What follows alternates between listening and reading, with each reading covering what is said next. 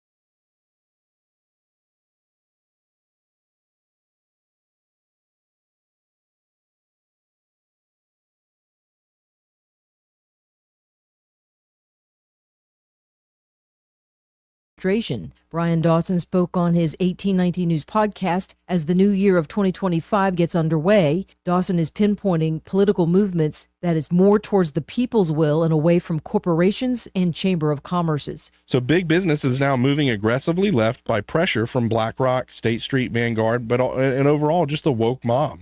Once the people wake up to the fact that these corporations that are funding all these politicians and everything else don't care, their money to these politicians will be poison, and the people are going to take over the party. And so these big corporations need to be very careful as they, have this allure and this affair with Marxism, and they're pursuing this stuff because they're scared to death of the woke mob. They need to be scared of the righteous mob, which is the populists. I'll be back with more Alabama stories after this. Where I was living was not a great place to live anymore. I began to pray for a place to go, praying for all of these things that a 9-year-old would want. I wanted horses, big house with a bunch of people my age. I wanted parents. I wanted a mom and a dad. Before I even prayed it, the Lord had already answered my prayer with the Big Oak Ranch. Who would that 9-year-old be if she never came to the Big Oak Ranch? I would be trying to fight for survival instead of fighting to break a cycle. Big Oak Ranch, a Christian home for children needing a chance. Funeral services were held this past weekend for the University of Alabama student Kareem Badawi, who was killed in a terror attack on New Year's Day in New Orleans. Badawi was a freshman at the University of Alabama and was majoring in mechanical engineering. His services were held at a mosque in Baton Rouge, where he grew up. I'm Andrea Tice. For more news affecting Alabamians, go to 1819news.com. And while you're there, subscribe to the daily newsletter. Honey? Yeah? Do you think it's safe using all these extension cords? Oh, yeah, it's fine. Actually, too many extension cords can be dangerous. Call Crosby Electric to add new outlets. Sure is dark in our yard. Good. We'll sleep better. Maybe you will. Crosby Electric does landscaping lighting for beauty and safety, as well as security lighting for peace of mind. Oh, darn. The vacuum cleaner just tripped a breaker. Honey, never vacuum while I'm making popcorn. Tripping breakers can indicate a potential fire hazard. You really should have it checked out by Crosby Electric, serving the river region for almost 50 years. Sweetheart, are you ever afraid that lightning could damage our electrical system? Afraid? Come on. No. Maybe we should call Crosby. Just give him a call. Whole house surge protection can protect you and your possessions. For an assessment and for all your electrical needs, call Crosby Electric 272-2085 or visit us at crosbyelectric.com. Life insurance. Why are you putting it off? Can't afford it? Too much hassle? Think you don't need it? There's lots of excuses for putting off life insurance. But if you weren't there, who would pay the mortgage and other bills? With Ethos, you could be covered in 10 minutes and boom, family protected. Ethos, fast and easy online term life insurance. Up to $2 million in coverage with no medical exam. Some policies as low as $1 a day. Answer a few health questions and get your free quote at checkethos.com. That's checkethos.com. Sometimes I struggle to get to sleep. My body stopped for the day, but my mind is still running. So I take ZzzQuil. ZzzQuil, the world's #1 sleep aid brand, has a range of non-habit-forming products to fit you and your family's needs. Invest in a great night's sleep for the best you tomorrow. I'm awake and ready to take on anything. Better days start with ZzzQuil nights. Explore our products at ZzzQuil.com. Use as directed. Keep out of reach of children. The views and opinions of the following program are solely those of the host and other contributors. These do not necessarily represent those of Liberty Acquisitions 825, Blue Water Broadcasting, its management, staff, or any advertisers.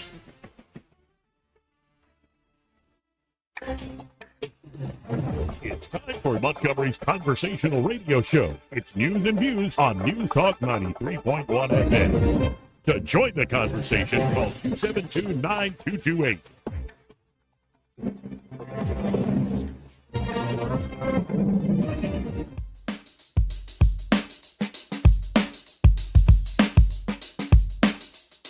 I'm a better looking person than Kamala. Joey Clark.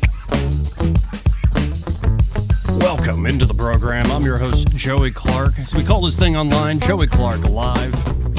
Eddie Vader in the studio with me. How you doing today, Eddie? Pretty good. Pretty chilly. And it now finally feels like the new year, like 2025. Sounds weird saying it. It is a little weird saying it. Like we're a quarter of a way through the 21st century, which is a little nuts. It really is nuts. But there's so much going on today. Of course, Congress is meeting to certify Trump's election win. Happy Insurrection Day, or what do they call it? I don't know if we call it that. I didn't see a card for that today. Or is it, some are calling it Patriots Day. Oh, Patriots Day. I mean, that seems inappropriate, though, right? How so? Well, I mean, the politicians were scared. AOC thought she was going to die, even though she wasn't even in the Capitol building. Mm-hmm. Like, you made these people are drunk on symbols. We got plenty of clips today. Oh, everybody's reminiscing.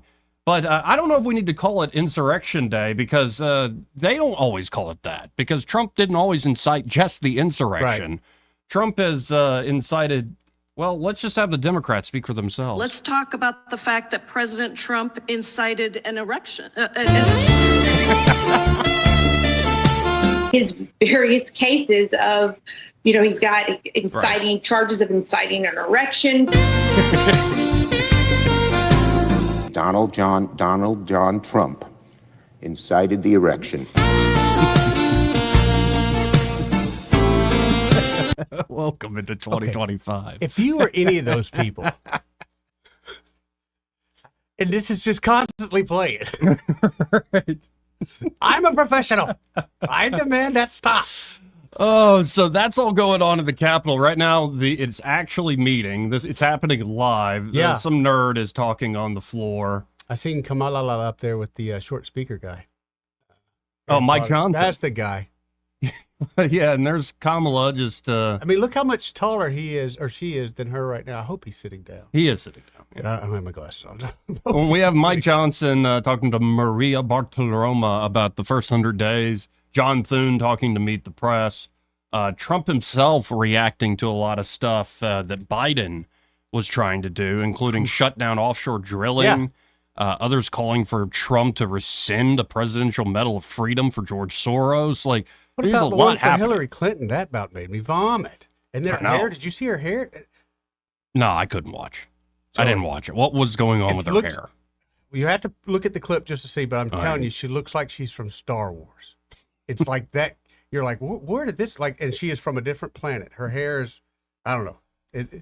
Somebody did her a dirty on the hair, I can tell you that. Well, and it's not just stuff going on in the United States, though, folks.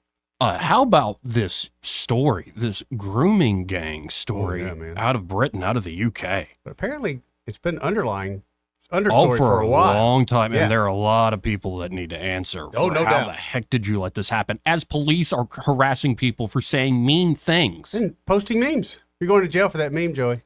Well, in fact, it's the mentality that drives you to violate people's freedom of speech. I don't care what the government in Britain says. People have God-given free speech, and Britain should stand up for it. Yep. But that same mentality that wants you to crack down in the name of tolerance, yeah, that's why you turned the other way while this was going on. We'll get into that. Keir Starmer trying to do a press conference. He's the Prime Minister of Britain, trying to do a press conference this morning, and he did not, Didn't go well? very well for him. But, I mean, who am I? I'm not a British subject. Were they yelling? No, some of the questions, though, are like, come on, sir. Oh. You were the head of, a lot of these investigative services. For knowing that about the cover-up? Well, and it's not just anybody. Elon Musk is going to war with He's them the one that I saw this over it. morning. But again, it's not just the United States. It's not just the UK. You also have some action going on in Canada. Yeah. Or is it Canada? I go with Canada today. Canada is fine. There's big breaking news this morning that we're going to see a change in leadership in Canada. So here's the Prime Minister of Canada, Trudeau Castro. Let's listen in. So last night over dinner, I told my kids about the decision that I'm sharing with you today. I intend to resign as party leader, as Prime Minister, after the party selects its next leader through a robust, nationwide, competitive process. Last night, I asked the President of the Liberal Party to begin that process. This country deserves a real choice in the next election, and it has become clear to me that if I'm having to fight internal battles, I cannot be the best option in that election. Now, I know the Canadians have a different way of speaking than us, but this seems extra. Like he's really putting it on. Like that's so fake. Just even the way he talks. I told my kids last night I have to resign. I'm sure your kids are like, finally. I bet they were. I bet they were. Clown, you're embarrassing us. We get bullied at school because of you, Dad. Yep. But here is the guy who seems like the clear frontrunner to be the next Prime Minister of Canada, Canada, Pierre Poilievre. Yeah. He's reacting to the resignation announcement. Let's listen to Pierre. What's he say? Canadians desperate to turn the page on this dark chapter in our history might be relieved today that Justin Trudeau is finally leaving. But what has really changed? Every Liberal MP in power today and every potential Liberal leadership contender fighting for the top job helped Justin Trudeau break the country over the last 9 years. All Liberal politicians actively worked to pass into law the job-killing inflationary carbon tax, a tax that Carbon Tax Carney endorsed in his book. All supported a law quadrupling the tax over the next 5 years. Wow. All voted for or actively supported Trudeau's out-of-control spending, debt, and immigration. All passed Trudeau's housing policies that doubled the cost of homes. Wow. All Liberal politicians helped pass catch-and-release bail and house arrest for the most rampant reoffenders, policies that increased violent crime 50%, gun crime 116%, and hate crime by 250%. So given that Liberal MPs and leadership contenders unanimously supported everything Trudeau has done, why dump him now, right before an election? Have they had a change of heart? Is it because they feel guilty that they doubled housing costs, hiked taxes, unleashed crime, broke immigration, forced a quarter of the population into poverty? No. They continued supporting Trudeau when he did all of those things. No, their only objection is that he is no longer popular enough to win an election and keep them in power. Yeah, man, it's even though it's a different country, it's so similar. And the reason we're going to get into the details of the UK and you look at Canada, this, what they did, what they've done to the UK, what they've done to Canada, is what they wanted to do to this country. Yeah, no doubt. No doubt. But guess what, Eddie? Daddy's almost home. I'm laughing because I'll never forget when me and Larry Shiver went to Detroit and we look across the river and I go, you know, that's Canada. And he goes, no, it's not. It looks just like here. Yeah. It, like literally. I almost threw him in the river right then. Like it isn't that different. I mean, it is, but it isn't. You know? Different cultures, but yeah, for the most part, especially when you're that as close as they are, I mean, there's a tunnel between them. It was quite comical. But indeed, the president, whose election is being certified today by his competitor, Kamala Harris, you think we're looking at him now, do you think she's drunk? Or do you think she's sober right now? The fat baby fart, she's drunk as she can be. Drunk as a skunk? Yeah, man. You heard her drunk the other day trying to say the pledge. Well, that was, I mean, we had clear evidence there. I'm sorry, is there a Y in today? Yeah, okay, so she's drunk. Is she awake? But is she still in the happy part of the drunk? Not right now, she's not. Look at that face. She's doing all she can do to hold back. Yeah, maybe she'll burp here. You know, like a betting pool on her, how much she's going to burp. Got a cigarette lit. But Trump he's making waves in the sense that even before he's been sworn in, he's changing the conversation. Here's Trump, I believe this morning, with Hugh Hewitt, reacting to the news of some of what Biden is trying to do on the way out the door. Not just giving medals to execrable people, but also trying to stop things like offshore drilling and other policies that actually impact people's lives. Let's listen into Trump's reaction to all this. Done. I see it just came over that Biden has banned all oil and gas drilling across 625 million acres of U.S. coastal territory. It's ridiculous. I'll unban it immediately. I will unban it. I have the right to unban it immediately. What's he doing? Why is he doing it? You know, we have something that nobody else has. I mean, nobody has to the extent we have it, and it'll be more by the time we finish because I'll be able to expand. You know, we're going to expand our country, and it'll be more. We have oil and gas, and whether you manufacture widgets or gadgets or whatever you happen to be doing, some countries have to work very hard to do that.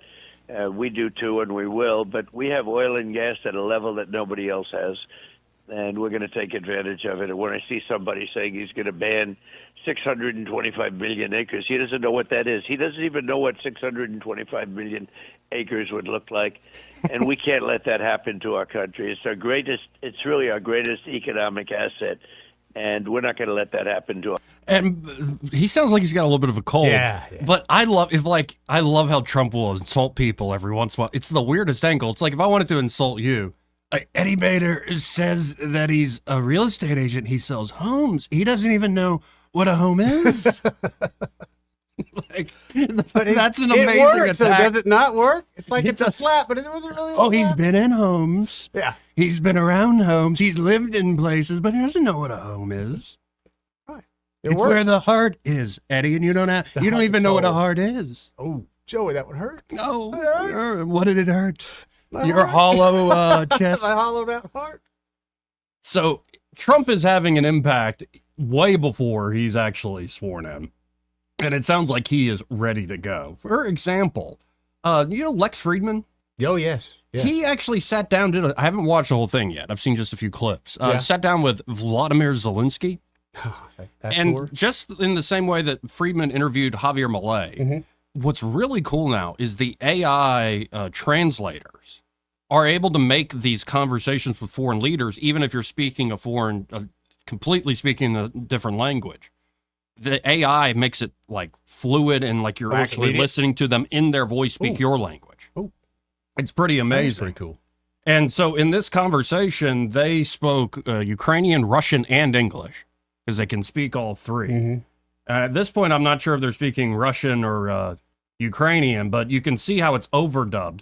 But I'm playing this because here's Zelensky talking to Friedman about Trump's impact already, what it's like dealing with Donald Trump. Let's listen in. It won't be long because Europe will be looking at us and we'll be looking at Trump. And by the way, I now see that when I talk about something with Donald Trump, whether we meet in person or we just have a call, all the European leaders always ask, how was it? This shows the influence of Donald Trump. And this has never happened before. With an American president, I tell you, from my experience, this also gives you confidence, that he can stop this war. It won't be long. So, number one, isn't that much better, by the way, than Zelensky's broken English? Oh, very much. But it's still his voice. These AI tools are remarkable. But there's more sincere.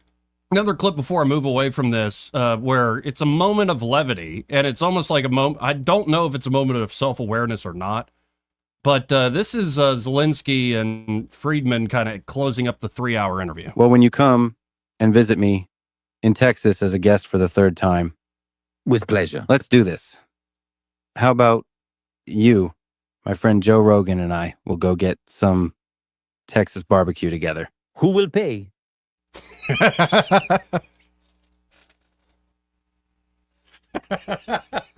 Why does that not even surprise me? I have no money.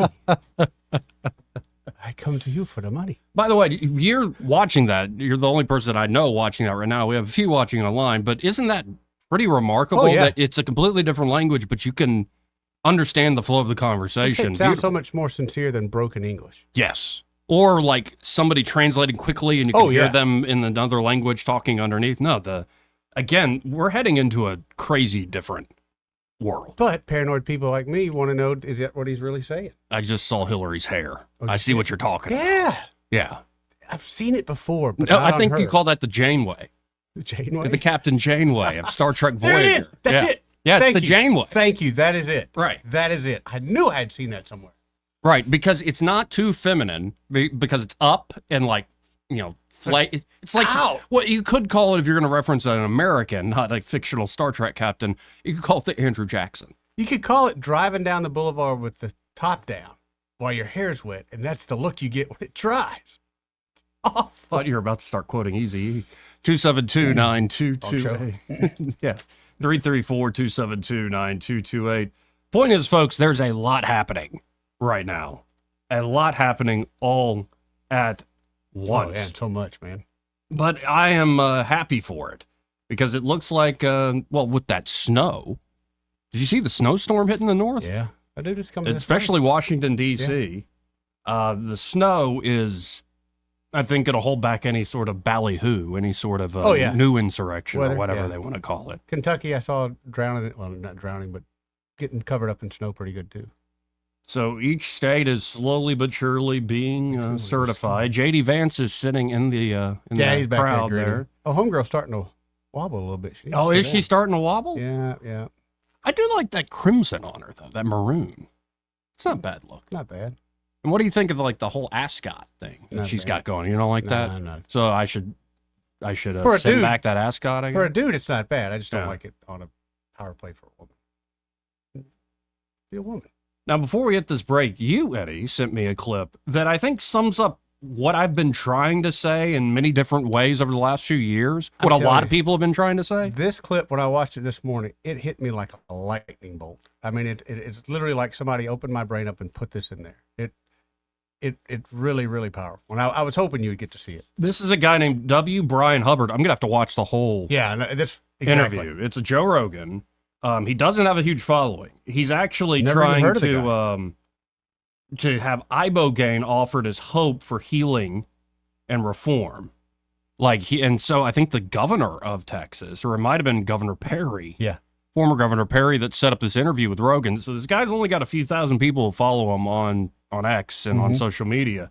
He's probably going to have a much bigger following after this. Oh, yeah. And beyond just talking about the need and the benefits of ibogaine with Rogan, he painted a big picture. And this is, again, what I've been trying to say, what a lot of people have been trying to say. I think this guy beautifully, in a great Texas accent, lays out his accent is wonderful. The stakes and the world that we now live in. So let's listen in to this together. I think most folks would agree that we find ourselves in the midst of an existential struggle for this country's survival.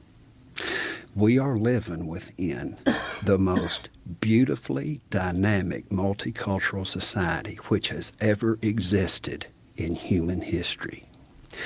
For all of our material wealth and technological prowess, we are also living in a brutally dehumanizing era that is hostile to individual identity. Citizens are viewed as fungible revenue units who are plugged into a set of actuarial variables designed to reduce their lives to reasonably predictable revenue streams. We find ourselves with massive government systems which enthrone themselves on the subjugation of powerless people. Those systems commodify problems that they are supposed to solve, and they monetize sustained human misery.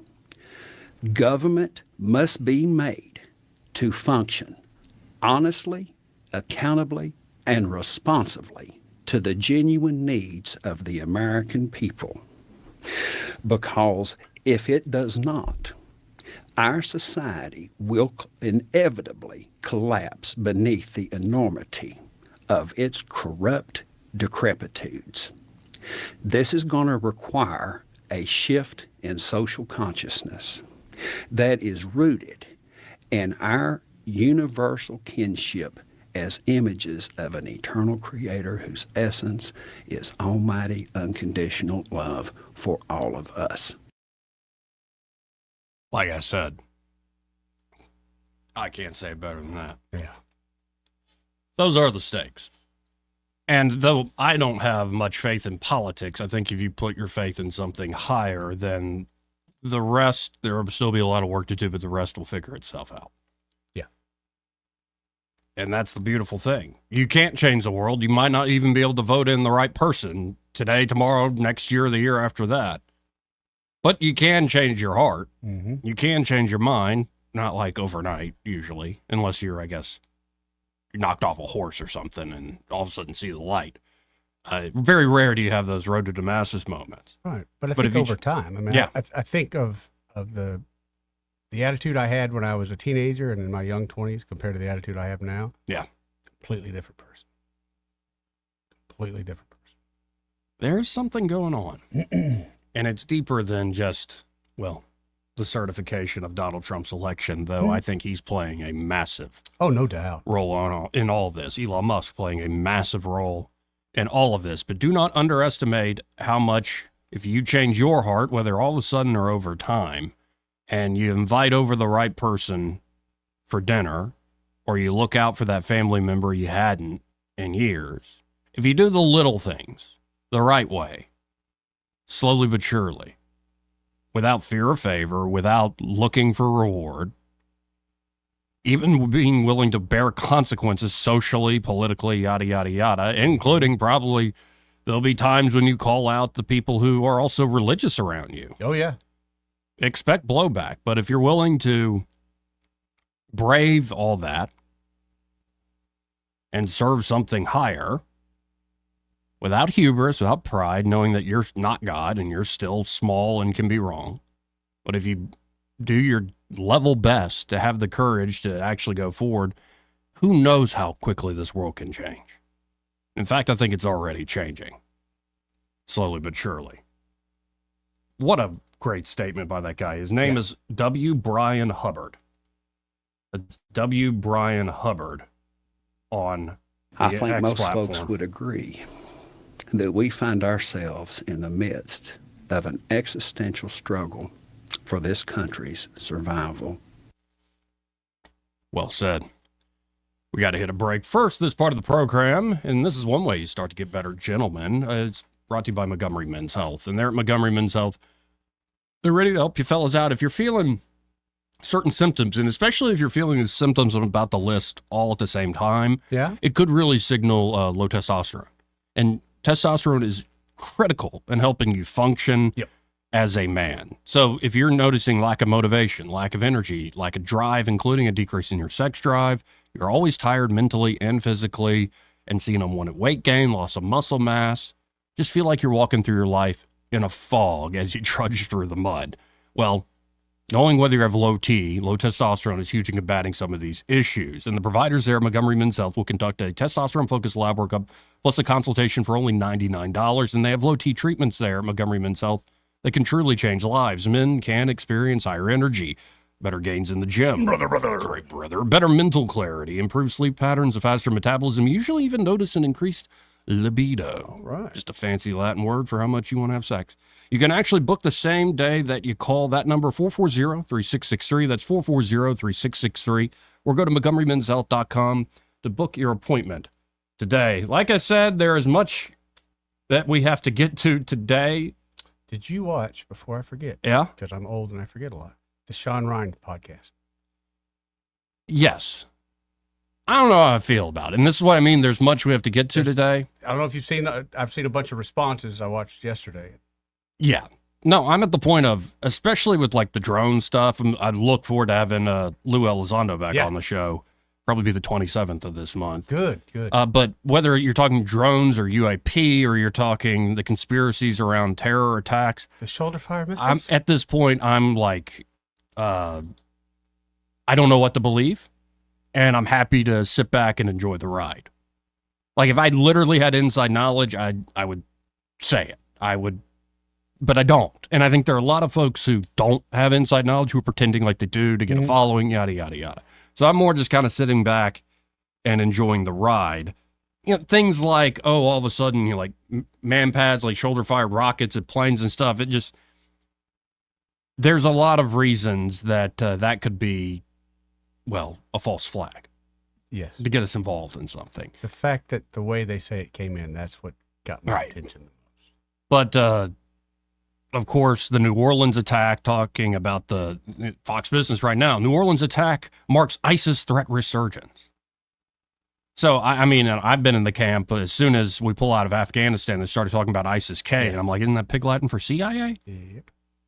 So, I don't know what to believe. I don't know if gravitic engines are actually what is driving these drones, like this guy claimed in that email. In fact, do you know that email even came from the guy who blew himself up in the Cybertruck? There are layers and layers and layers, and there's so many layers, and the story's so convoluted, it could easily be a psyop, or it could be people trying to tell the truth, but they're doing it in a really sloppy way, and they don't really have all the facts. Who knows? I'm more willing to sit back and enjoy the ride for the time being and hear people out on that stuff. It's interesting, but sometimes it's done in such a sensational, over-the-top way. I'm like, I can't buy this fully. It's entertaining. It's interesting, but I don't know. And I'm happy to live in the question of I don't know on a lot of these things.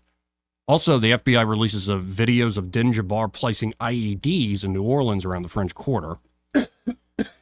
Everybody's sharing what you just mentioned, the Livelsberger email on the Chinese drones that Sean Ryan did break. And, of course, we need to get into the grooming gangs scandal in the UK. We have some interesting moments with Democrats, including Pelosi and Schumer, who need to retire, especially from these clips I'm about to play, especially Pelosi. I think Kamala's drunk. Pelosi's drunk and high. She's from the surgery stuff? Maybe they got some drugs pumping through her or what? And then, of course, we also have insights into the incoming Trump administration, interview with his incoming chief of staff, Susie Wiles, as well as Mike Johnson laying out the agenda in the first 100 days in Congress, John Thune, the Senate Majority Leader to be soon, laying out what they're going to do. Like I said, we have a lot to get to today. We'll be right back. He may not know whether he's coming or going, but whether you're going to work or coming home, Greg Budell is there. Mornings, 6 till 9, and afternoons, 3 till 6. Only on News Talk 93.1 FM, WACV. Hi, this is Bo Goodson with the Goodson Group with your Real Estate Minute. My last message was the report for 2024 real estate market in the River region. According to industry experts, they predict for 2025, we will have more inventory to choose from for our buyers, more buyers for sellers to show their houses to. Here are 5 tips for buyers or sellers in 2025. Number 1, sellers need to price their home at fair market value with the help of your realtor. Number 2, buyers need to be pre-qualified by a local lender prior to shopping for a house to save them time. Number 3, use a certified residential specialist or CRS to purchase or sell your home. Less than 2% of realtors nationwide have this designation. You need an expert now. 4, use someone with 48 years of real estate experience to help you with your largest investment. Number 5, quit waiting. Now's the time to buy or sell.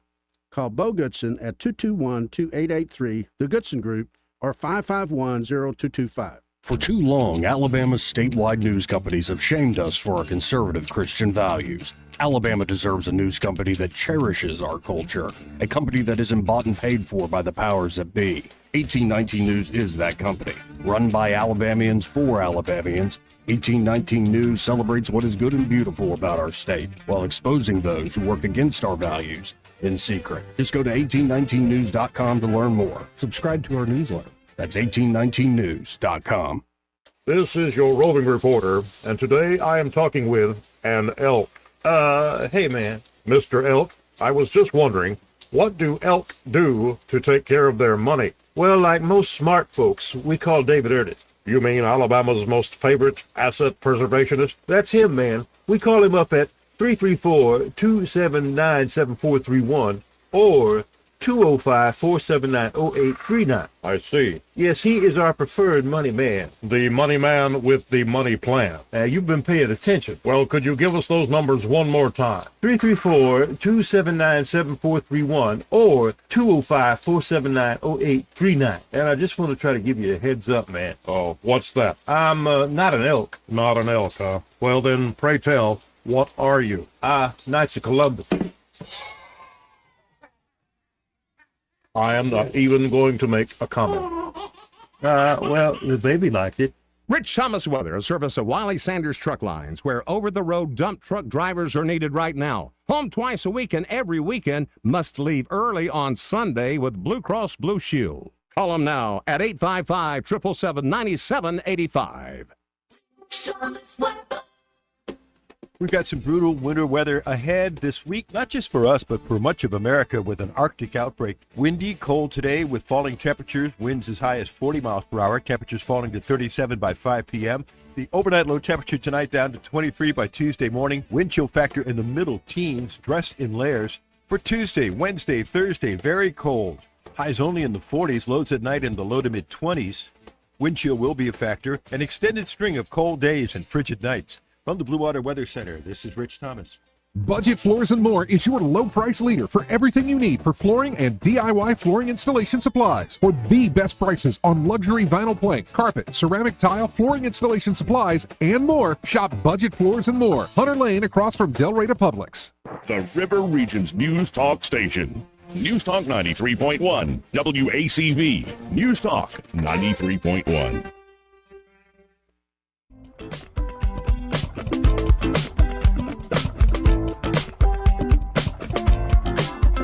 Is cocaine a stronger up? Yeah. Cocaine So you're way up with cocaine more than anything else you can think of. Cocaine will turn you into a damn owl, homie. You know what I'm saying? Joey Clark. Welcome back to News and Views in the afternoon. Congress has now officially certified Trump's election victory. It's official? Yeah, so no takebacks? Yeah, nobody played any games with it. Okay. No takebacks. Remember you said that. No takebacks. Yeah. Is that the rule? You didn't have a bunch of sisters that you did trade Yeah, with. no, my brother and I didn't have that sort of rule at all. You don't have to have that rule? No, we were pretty chill. Really? Yeah. That's pretty good. Yeah. No, we're still pretty chill to this day. I like it. As opposed to how many sisters? 5. You and your brother didn't wrestle and. Oh yeah. fight Well, I over mean, we stuff? did stuff like that when we were kids, like real young. Yeah. Then we kind of got over it. over it. Yeah, a little bit. I mean, there was a lot of getting each other, like kicking each other in the pills. Oh yeah. Like I was about to win a game of horse, and right as I shot the winning shot, he ran up and just kicked me right in the stomach. That was a big thing, I think, when I was in like 7th grade. Oh, I got him back. The kids in class that we hung out with, I remember that was a big thing. That was very painful. I can't remember what I called it, but I would get him in the shallow end of the pool and like grab both legs and put the foot right there in the key spot. I used to call it the big toe. And I was worried I'd stopped his ability to have children, but thank God we have Lucy. How many My times- little niece in this world. So I didn't hurt her. How many too much. times as a kid did you go, oh, that's it, I'm not going Right. to have any kids now? Yeah, there were moments. Right. No, seriously, I remember that time playing horse because he got me good. It was, and I wish we had it on video because it's like me in middle of victory, like I just shot and then just boom, like right in the stone. The cojones. Nice. That was the Schumer. He was asked like, why did you lose? How did you lose? Oh, he asked that? No, he was asked that. Okay, And, yeah, like, okay. you know, That's what I how thought. is it that y'all lost? So we did a lot of good things, but all too often, Kristen, we talked about the mechanics of the legislation and the details Yeah. of the legislation, and we really didn't show the kind of empathy and concern to average, or show enough of it to average working families who didn't realize how much we had done and how much we care for them. Didn't realize how much they had done. Yeah, we didn't sell how much we've done and how much we care because we do care and we did so many things. I got to argue on both those points there, Joey. That's just nuts. Like, is he high? Well, I know for a fact Pelosi is. I'll get to that clip in a second. Ooh, She is as high as a giraffe. Did she break her hip? A giraffe's head. But then here, Chuck Schumer is Kristen Welker of NBC, of Meet the Press, actually does her job here.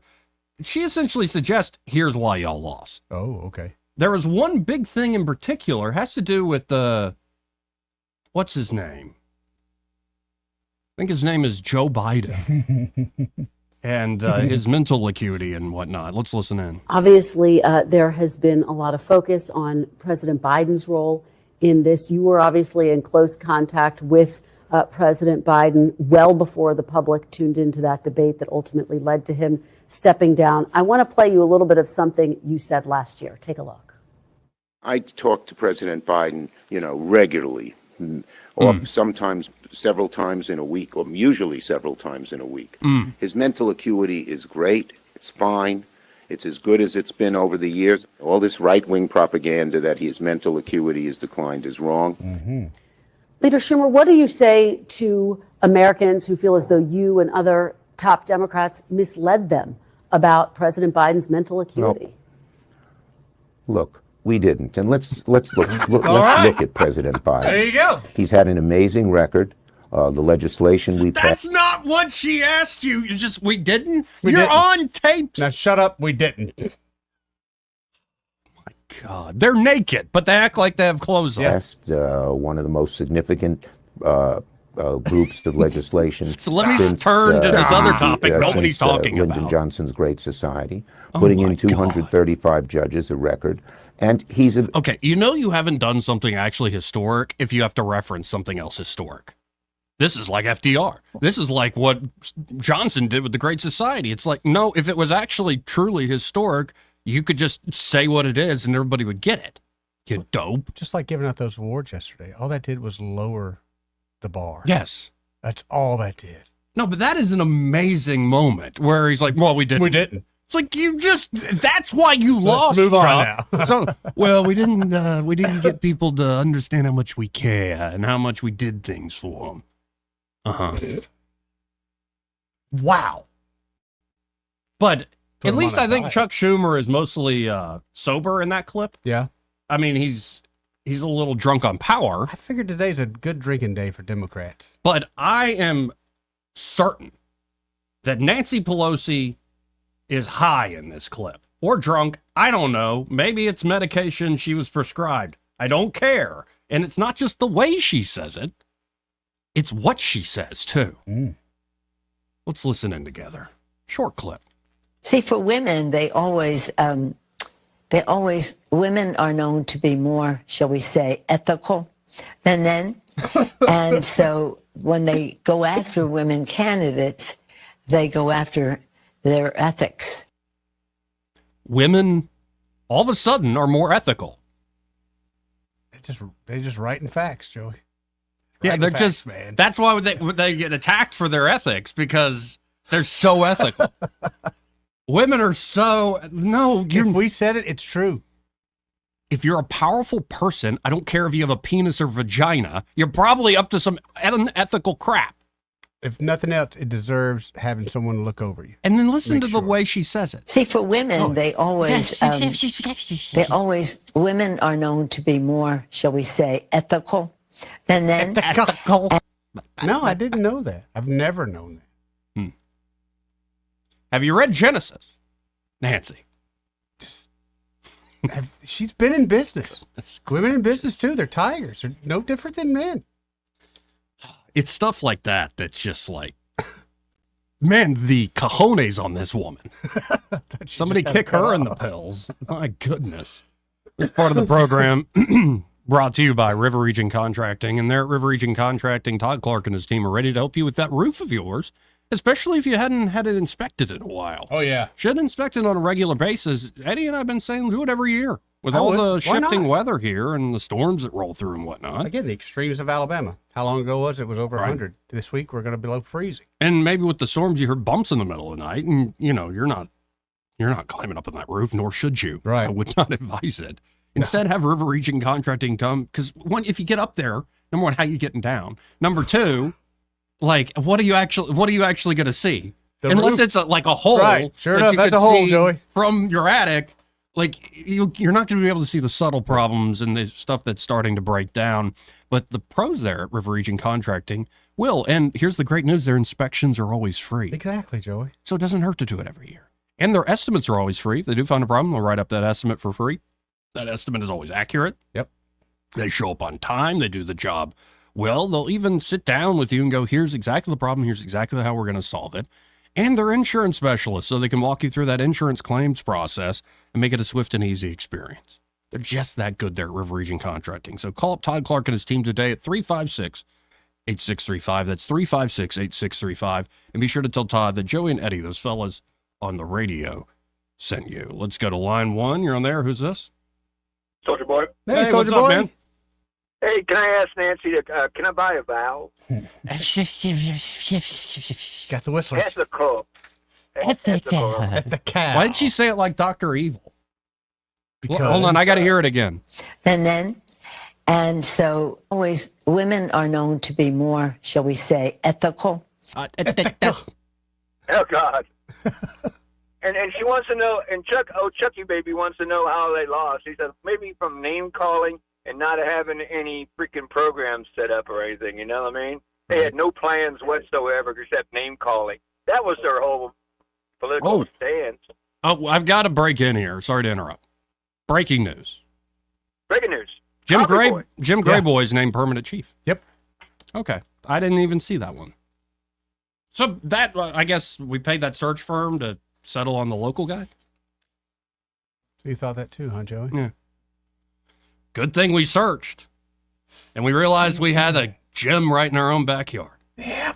No, and things with cooperating the I'm glad state it and went the that county well, and the but- sheriff have gotten a little better. So, Right. let the local guy keep going. I think that's, generally I'm happy with that decision. Okay, good. Anyway. I just want to, I want to say a happy January 6th is our so-called Insurrection Day. Yes. Yeah, Insurrection Day. Yes. So I want to say Happy Insurrection Day, and I'm trying to start an insurrection over at my house with my girlfriend and the cat.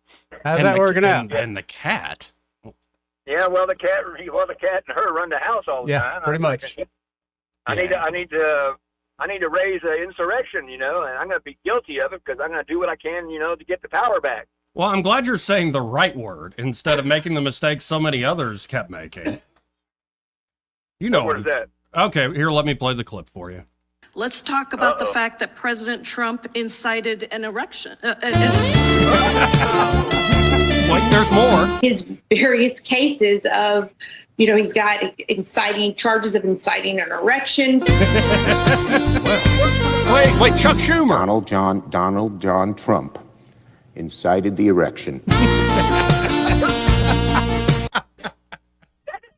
you where their freaking minds are exactly.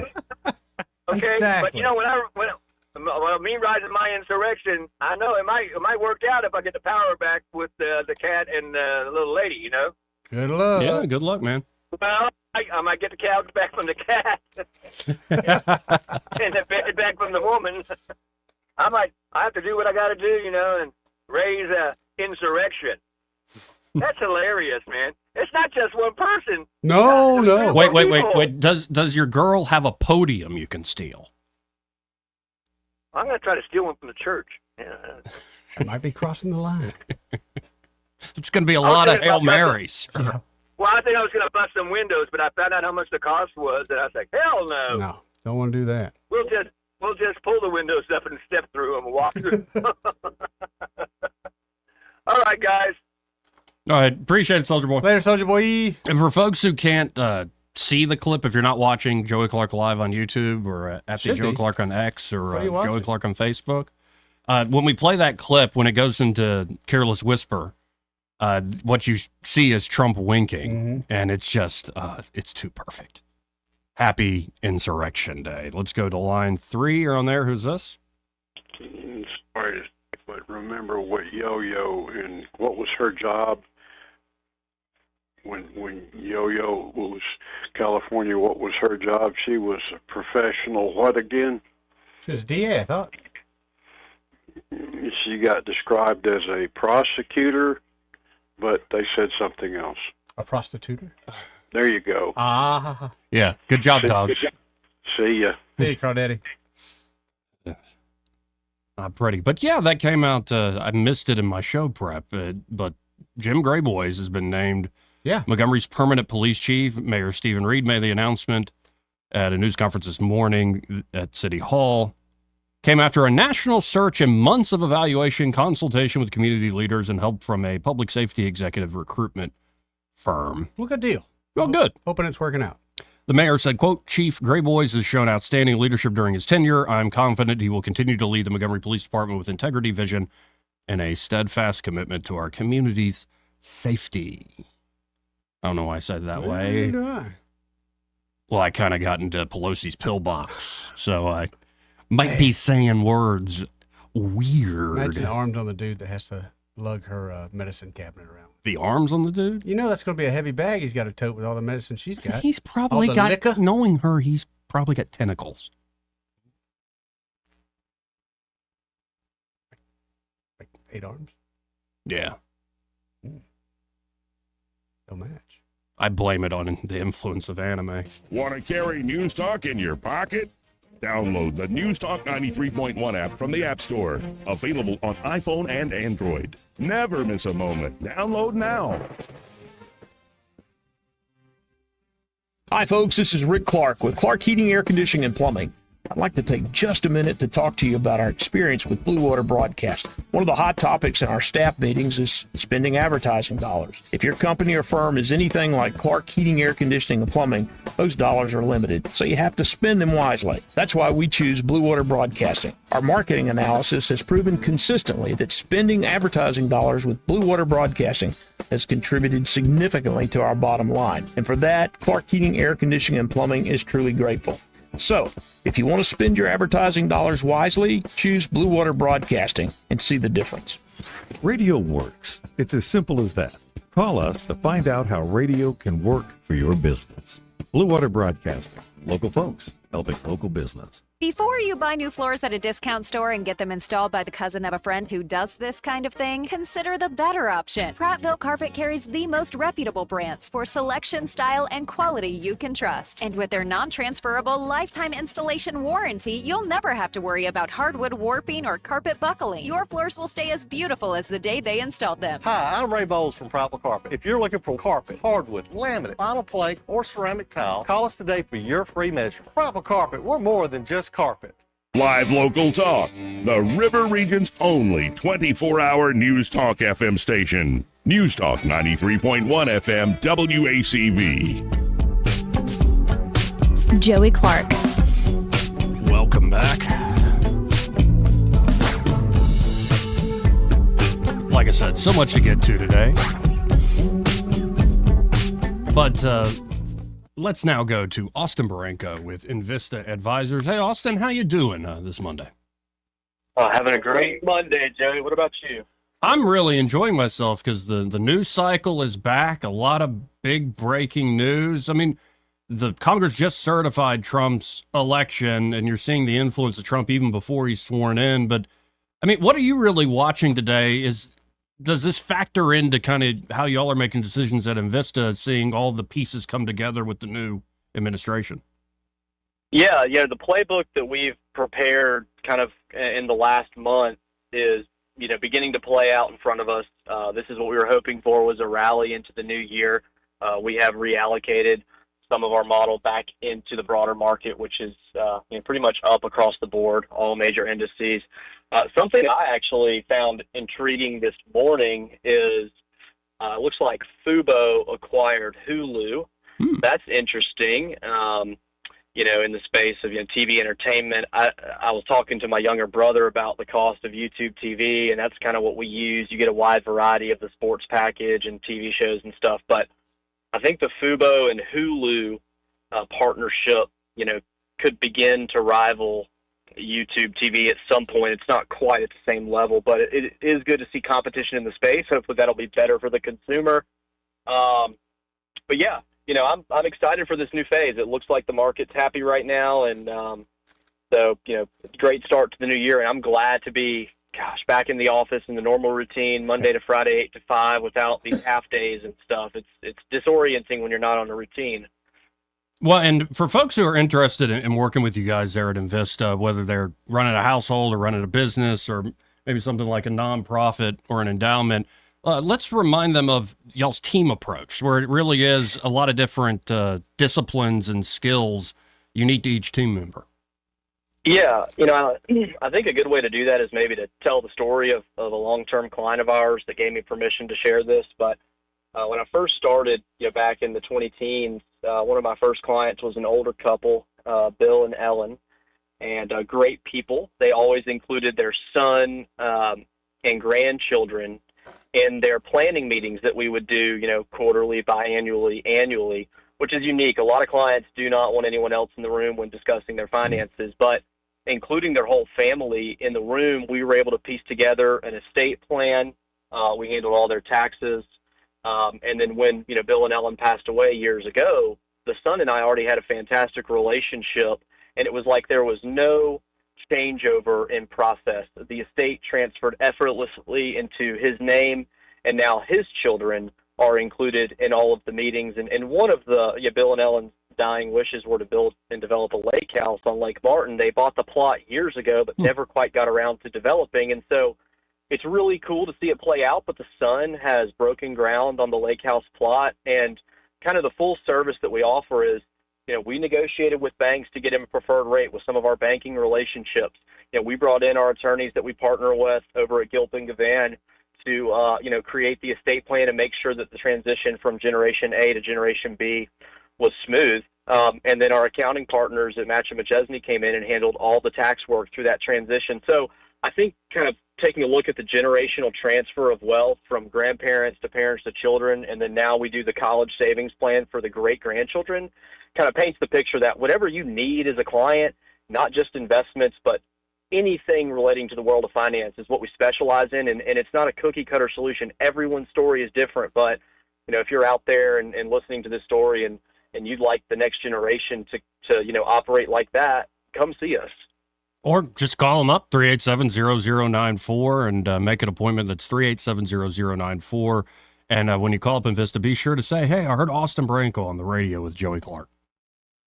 Awesome. Well, thank you so much, Joe, and y'all have a great week. You too, Austin. Talk to you soon again.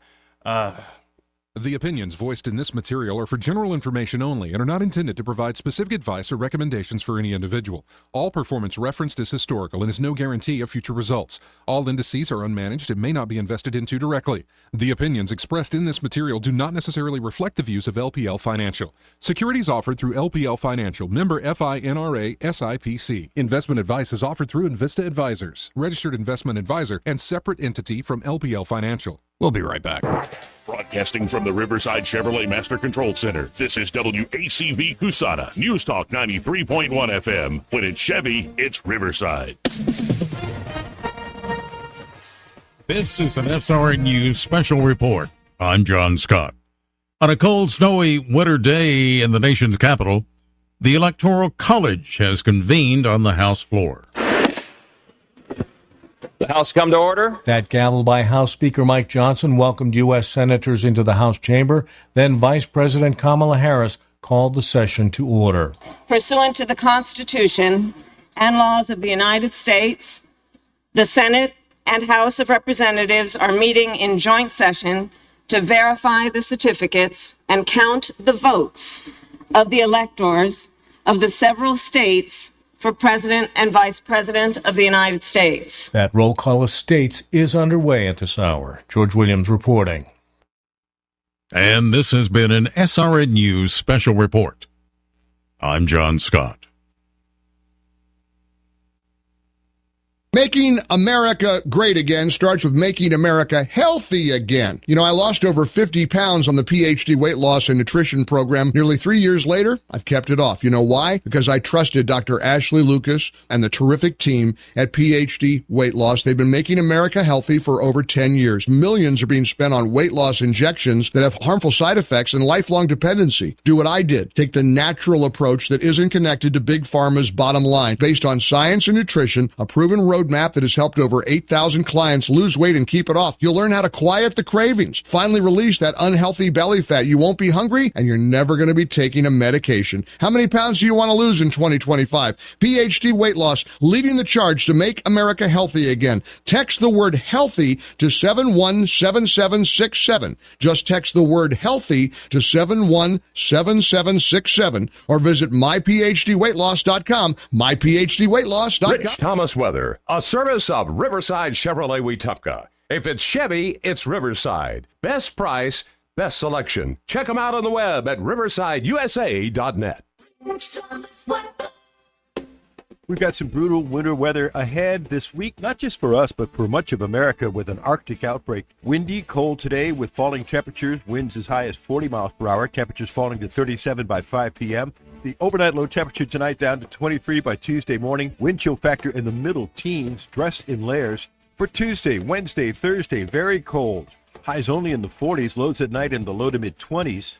Wind chill will be a factor. An extended string of cold days and frigid nights. From the Blue Water Weather Center, this is Rich Thomas. CB&S Bank has digital banking solutions to help you keep up. Check balances, pay bills, and much more. Learn more at cbsbank.com. Charges and fees may apply from your cellular service provider. Contact your service provider for information. Member FDIC.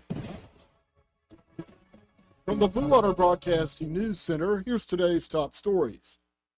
Effective immediately, identification checks will be enforced at all Maxwell and Gunter Annex gates until further notice. All vehicle occupants must present a valid ID at entry. Any individuals without a Department of Defense approved access credential will be required to obtain a pass at the Visitor Control Center. The Montgomery Police Department has released its 2024 homicide figures. Montgomery recorded 61 homicides in 2024. That number is down by 14 compared to the 75 homicides recorded in 2023. In both years, there has been a 69% clearance rate, which according to MPD means an arrest has been made. Eligible Alabama parents now have more options for their children's education as the CHOOSE Act went into effect on January 2nd. The act provides $7,000 for those attending private schools and $2,000 for homeschool students. The money will be allocated through an educational savings account. Families may apply for the program now through April 7th. From the Blue Water Broadcasting News Center, I'm Sky Mosley. This hour of news and views is brought to you by our good friends at Alabama Home Mortgage. Alabama Home Mortgage, 567-4223. Visit them on the web at myalabamahomemortgage.com. NMLS number 1586368, an equal housing lender. We have that time of year where storms roll through. A lot of times we're seeing a lot of power outages, in which we do install whole home generators. We can keep your power on, absolutely. Generac generators. Peace of mind knowing you always got standby power. About 30 seconds where you don't have power, those generators kick back on like nothing ever happened. When storms roll in, sometimes the lights go out. But here at Mr. Electric, we'll never leave you in the dark. It's the electric power to make things better. The views and opinions of the following program are solely those of the host and other contributors. These do not necessarily represent those of Liberty Acquisitions 825, Blue Water Broadcasting, its management, staff, or any advertisers.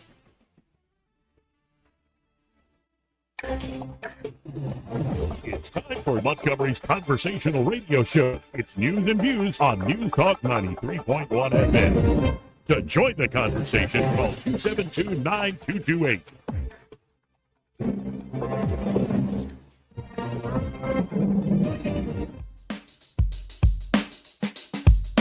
There are those that think I'm a very stable genius. This is a Trump country. We live in the Southeast. We drink sweet tea. We don't drink socialist Kool-Aid. Joey Clark. Welcome back.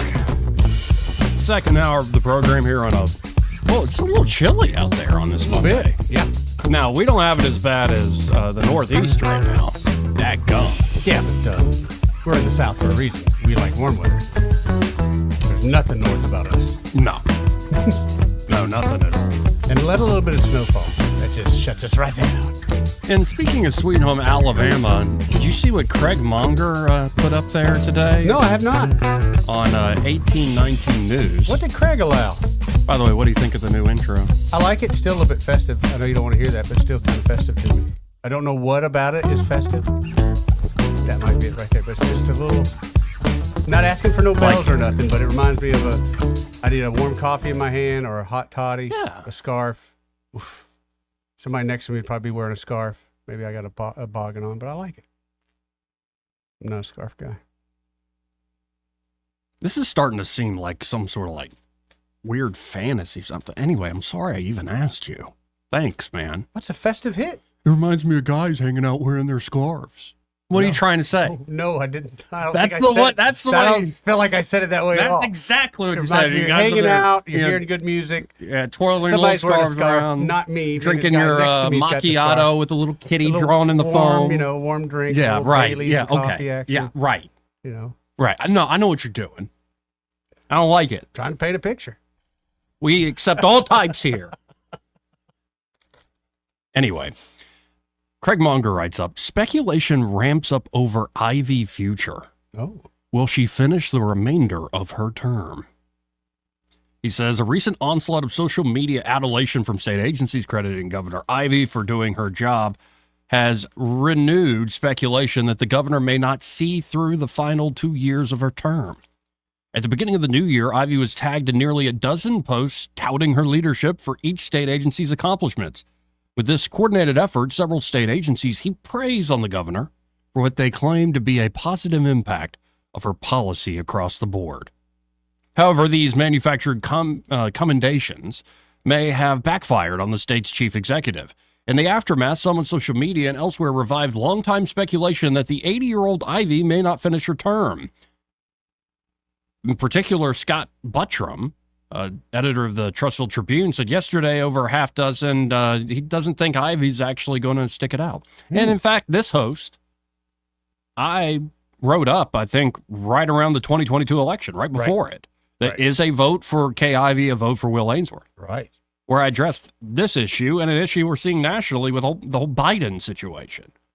Like, what is actually required of a chief executive if they are having health problems that keep them from really being able to do the job themselves? I used to think fogging a mirror, but I don't even think dude can fog a mirror right now. Right. Who crapped my pants? Right.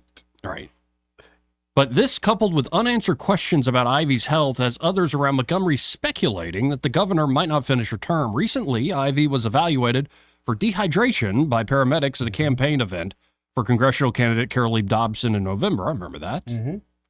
I take no pleasure in reporting that. It's not a good thing. Unreported firsthand accounts of other episodes have also increased in recent years.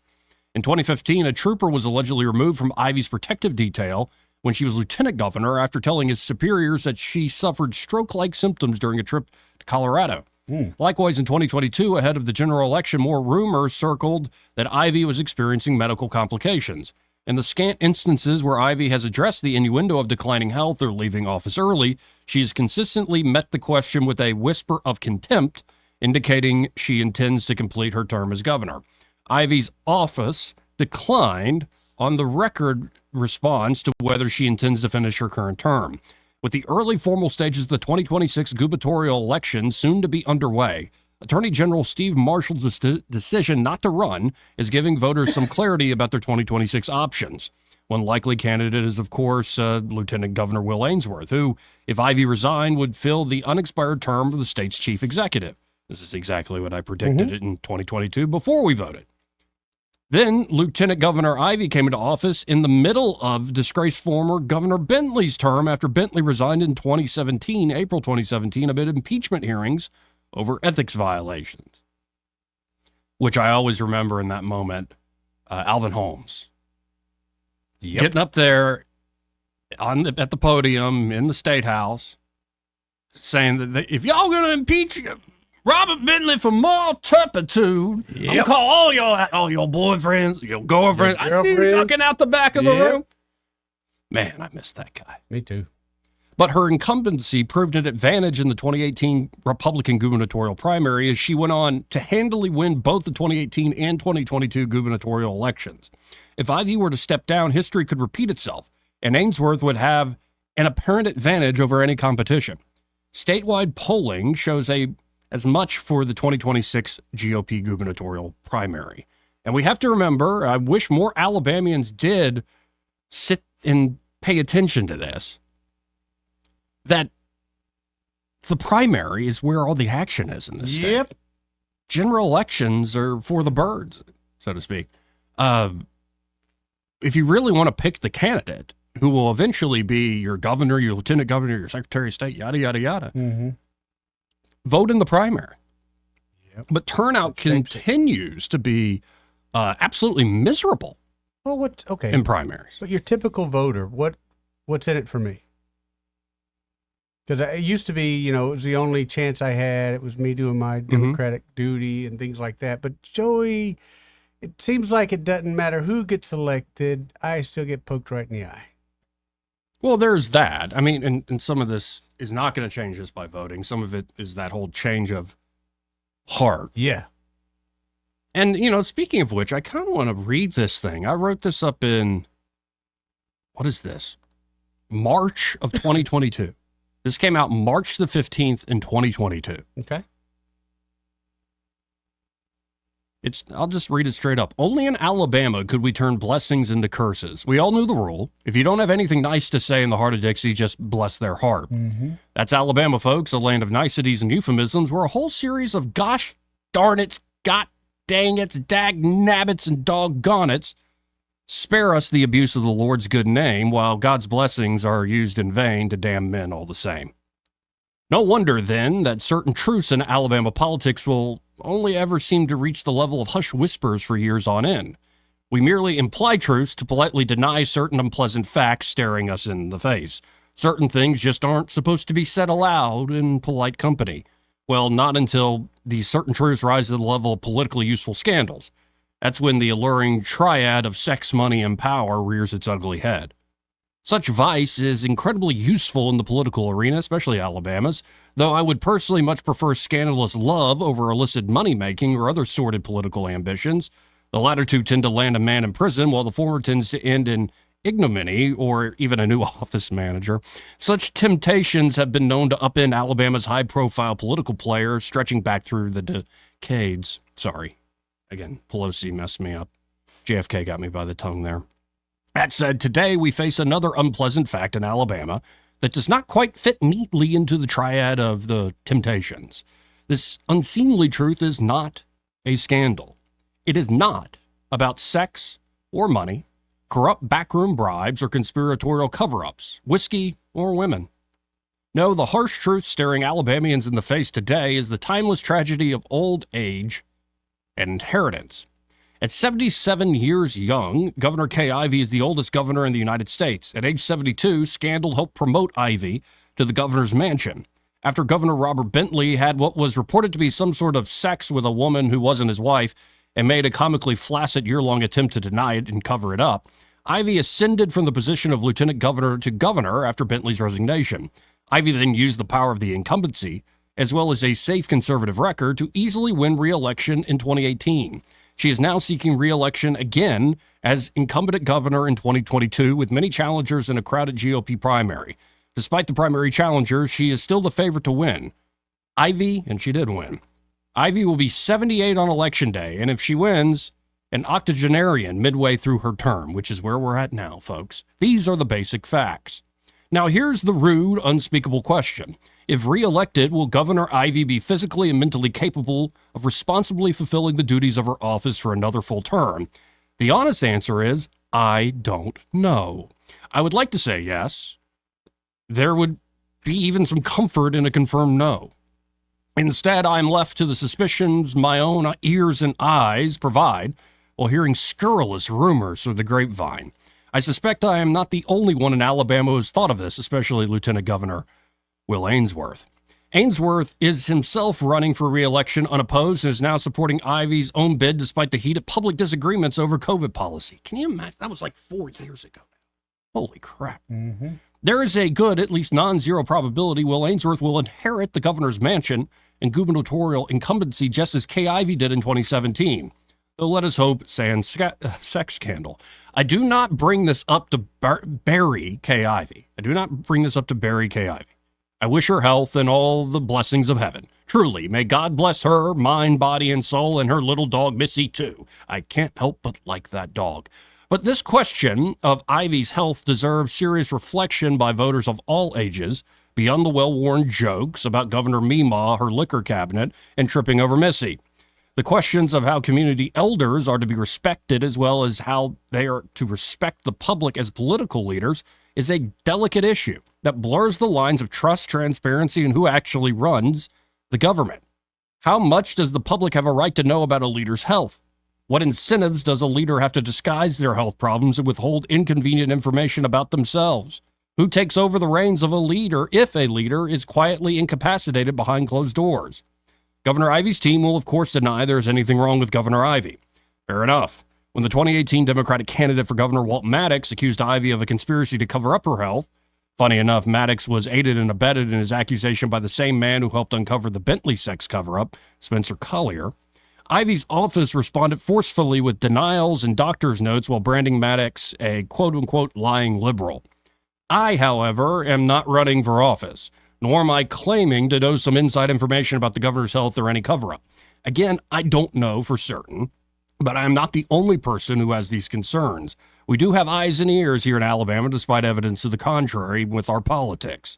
Many people have shared their worries about Ivey's fortitude with me. Possibly they are partisans against her. Many also show the same concerns for President Biden, as well as many U.S. senators, possibly partisans again. But just let me say that tough old goat Richard Shelby made the right choice to retire. a patriot's choice. More U.S. senators making old bones should do the same, at least to reduce taxpayer expense for congressional pharmaceuticals. What I do know about Governor Ivey is that her people are relying on the politeness of Alabamians, here in this land of niceties, euphemisms, and blessed hearts, to keep this issue of her health tamped down to a whisper. And they're probably right. Kay Ivey could put the health rumors to rest with a stellar debate performance. She didn't do one. But she probably doesn't need to address the issue at all. She seems to be sailing to re-election just fine. And so does Lieutenant Governor Will Ainsworth, who looks as healthy as a horse physically and politically. So does a vote for Kay Ivey mean a vote for Will Ainsworth to inherit the governor's mansion and incumbency before the term is up? It's not impossible. And maybe that's what the people of Alabama want. Given years of corruption, bribes, sex scandals, and all-around dysfunctional government, I can't fully blame them. Maybe indeed Alabama is pleased with a mediocre yet charming matriarch who, yes, may sometimes wobble, but keeps the ship of state steady relative to the turbulence of past decades. Poor Alabama. Bless your heart. Again, that was in March of 2022, and we're now 2 years later, and the speculation continues. We'll see. We'll see. 272-9228. Let's go to line one. You're on there. Who's this? Hello. Hi. You're on there? Oh, no, I didn't want to be on there. I'm sorry. I've called the wrong number. Bye-bye. Okay. You had an effect on women, don't you? Oh, bless her heart. This part of the program brought to you by Smokehouse Pit Barbecue. You know what I'd really like to have? I think I'm going to go there this week and get some ribs.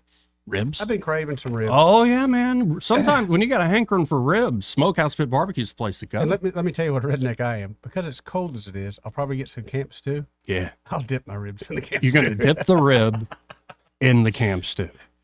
Why not, Joe? It sounds amazing. It's going to be good, Joe. Well, and I've told you about the camp stew. When my family came down, and we all went to Smokehouse Pit Barbecue, my Uncle Dave is highly critical of wherever we go. It's very entertaining to watch him at a restaurant. Got something to say. He's always messing with the servers.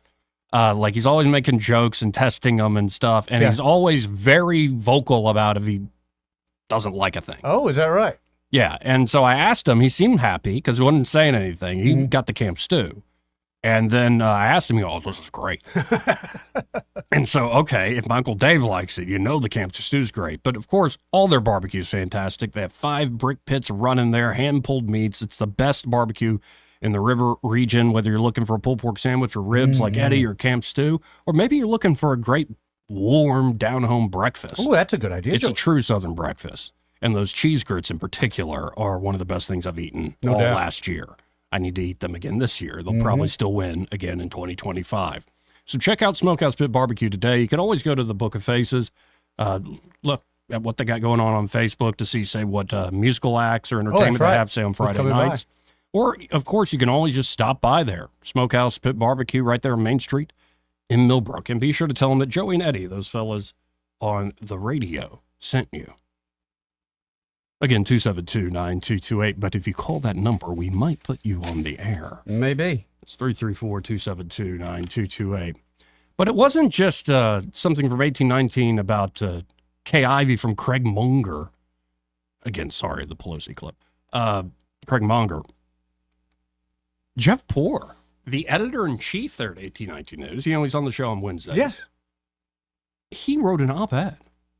He doesn't often write op-eds. He kind of picks his shots because, he's editing the whole news site. So he's got a lot of balls in there, so to speak. I could not do that job. Like anybody who can do that job, all due respect. But here's what Jeff Poor writes. Again, it's another Alabama story that I think we should share. Debbie Downer, RSA's Bronner. Yeah. Oh, that guy. Yeah. RSA's Bronner blasts conservatives in intellectually lazy quest for solutions. So let's get into it.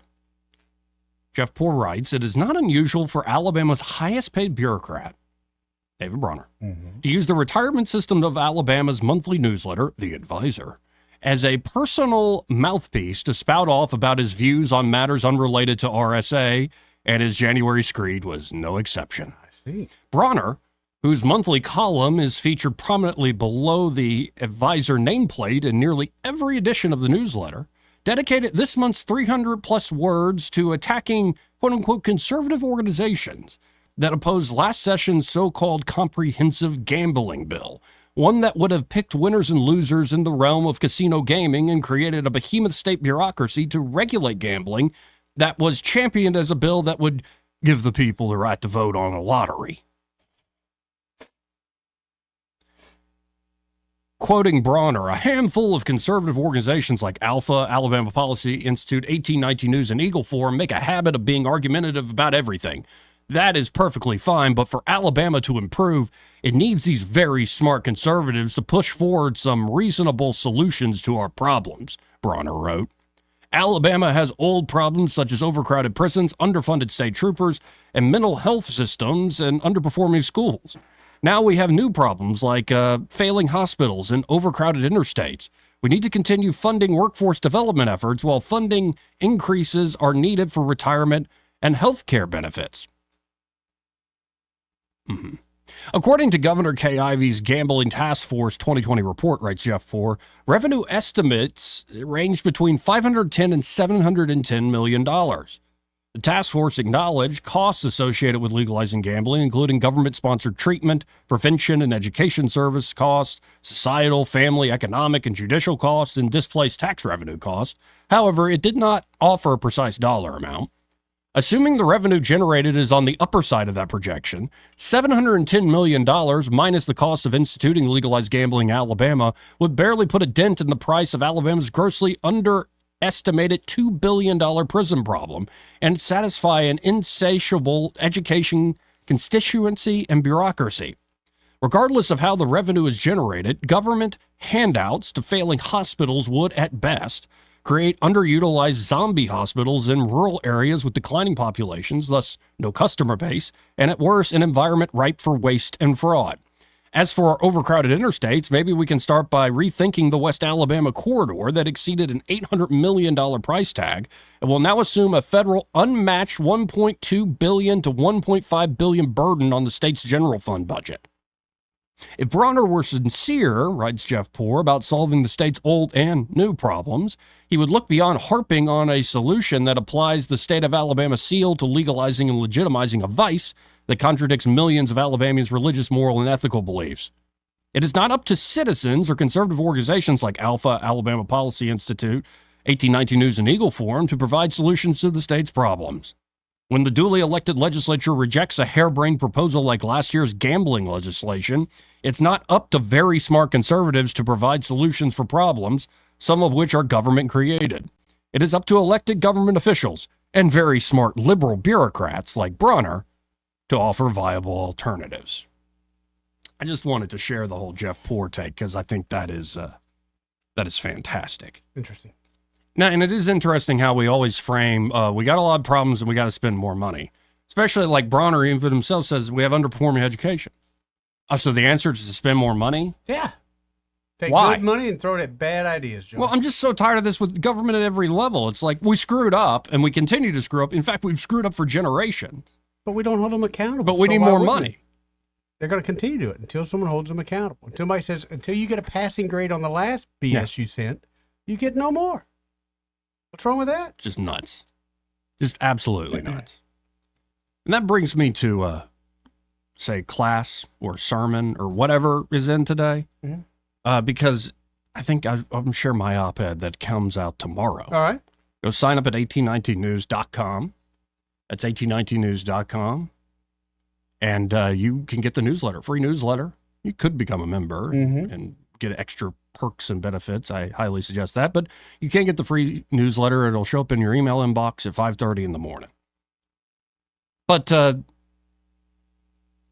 this week, what I wrote about was how the issue is never the issue. You've heard me say that before on these airwaves, especially here in Alabama. But so often in politics in Alabama and abroad, the issue is never the issue. There's always something else going on. So I start with two big quotes here, but it just to set it up, kind of put you in the frame of mind where I'm coming from before I start reading my own words.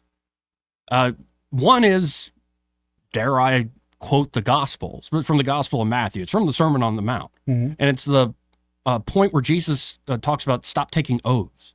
Guys, I believe at the time, a lot of the religious authorities and other authorities had come up with ways of you can take oaths on the city of Jerusalem or on Rome or on in heaven or whatever. You could make oaths on something, and they were sort of a clever way to break your oath.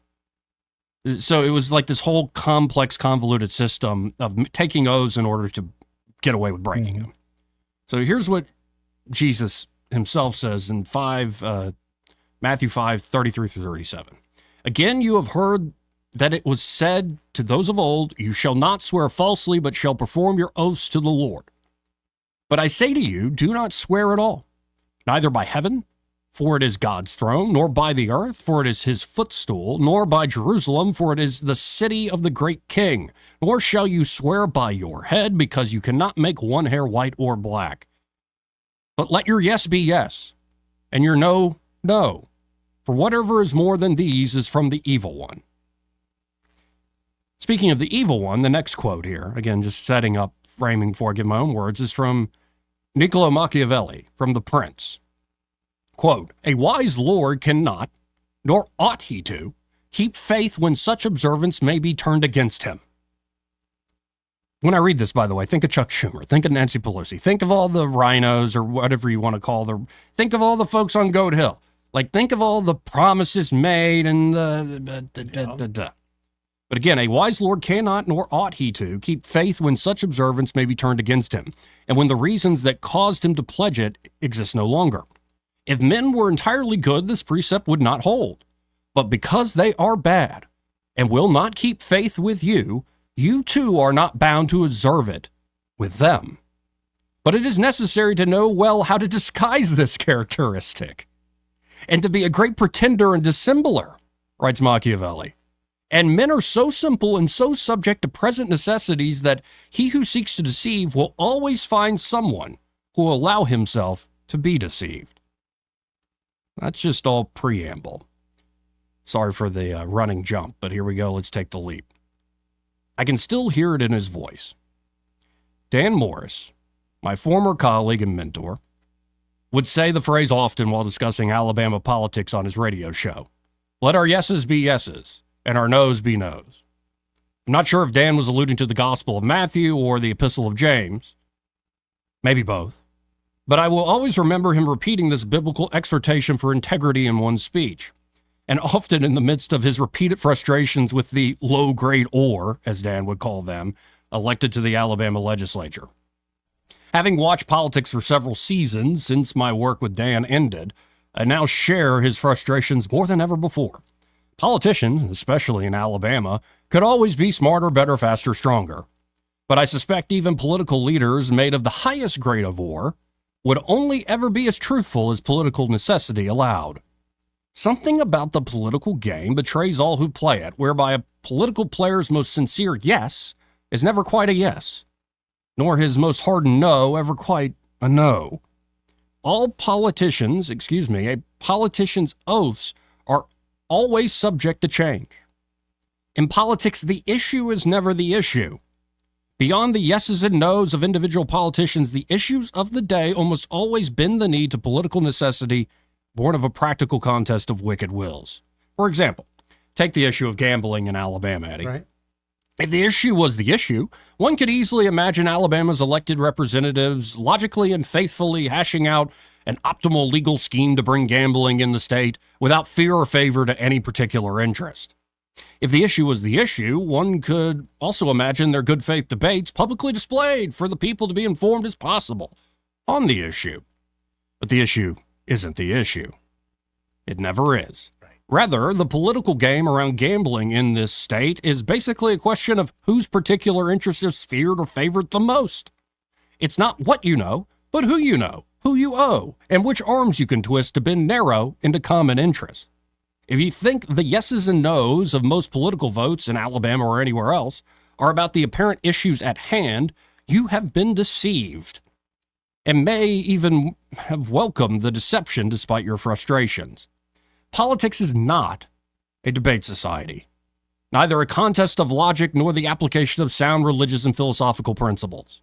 Politics is where logical fallacies become rhetorical truths, and where men rise above principle, else they fall on the sword of their principles. Politics is where men lie about lying because they suspect the other guy is lying too. Where men deceive in service of those who want to be deceived, including themselves. Why? Because the oaths men take, they are often swift to break, because men are sinful and bad. No matter how noble the issue or worthy the cause, politics cannot change man's nature nor take away his proclivity to wickedness. No kingdom on earth could ever do such a thing, no matter its oaths. If we wish for our yeses to be yeses and our noes to be noes, we should stop looking with frustration to broken political oaths and simply say our words, day by day, without fear or favor to any earthly necessity, but only to an authority whose kingdom is in heaven. So when you sent me that clip we played earlier, the guy on Rogan, yeah, man, it hit me right between the eyes because I'm on the same page.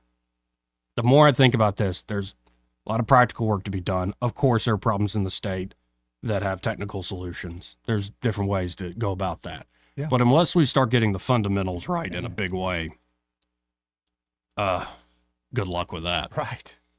Good luck with that. This part of the program, in fact, the entire hour, brought to you by Alabama Home Mortgage. And there at Alabama Home Mortgage, Kim Williams and Madeline Cannon are ready to help you, whether you're looking to buy a home here in the new year or if you're looking to refinance. Now, if you're looking to buy, it all starts with pre-approval. And especially if you're a first-time home buyer, they can walk you through the whole process from pre-approval all the way to closing day. And it could be, you don't know, how's the inspection work? How's the appraisal work? How does all this? Kim and Madeline can help you. They can. And of course, they can also have the turnaround time is kind of amazing in what they do. Like, you're not going to be waiting because paperwork hasn't been done. There's a holdup on closing day. It ain't Alabama Home Mortgage. I'll tell you that. It never has been in your experience. And then, of course, with a refinance deal, it could be you're looking to get credit card debt off your back, maybe at a very big Christmas indeed. Could be you're looking to reinvest in your property or yourself or your family or go on a big family vacation. Or the possible goals are endless. It's your money you built up in your home. Why not use it in the best way possible and let Kim and Madeline there at Alabama Home Mortgage guide you through that. And again, like I said, amazing turnaround times, and they specialize in veterans home loans. So whether you're refining or buying and you're a veteran, Alabama Home Mortgage knows the latest with the VA, and they can help you out. There might be some options there you did not know about. So call up Kim and Madeline today. They're at Alabama Home Mortgage, 567-4223. That's 567-4223. Or you can always apply online at myalabamahomemortgage.com. There is a difference in mortgage companies.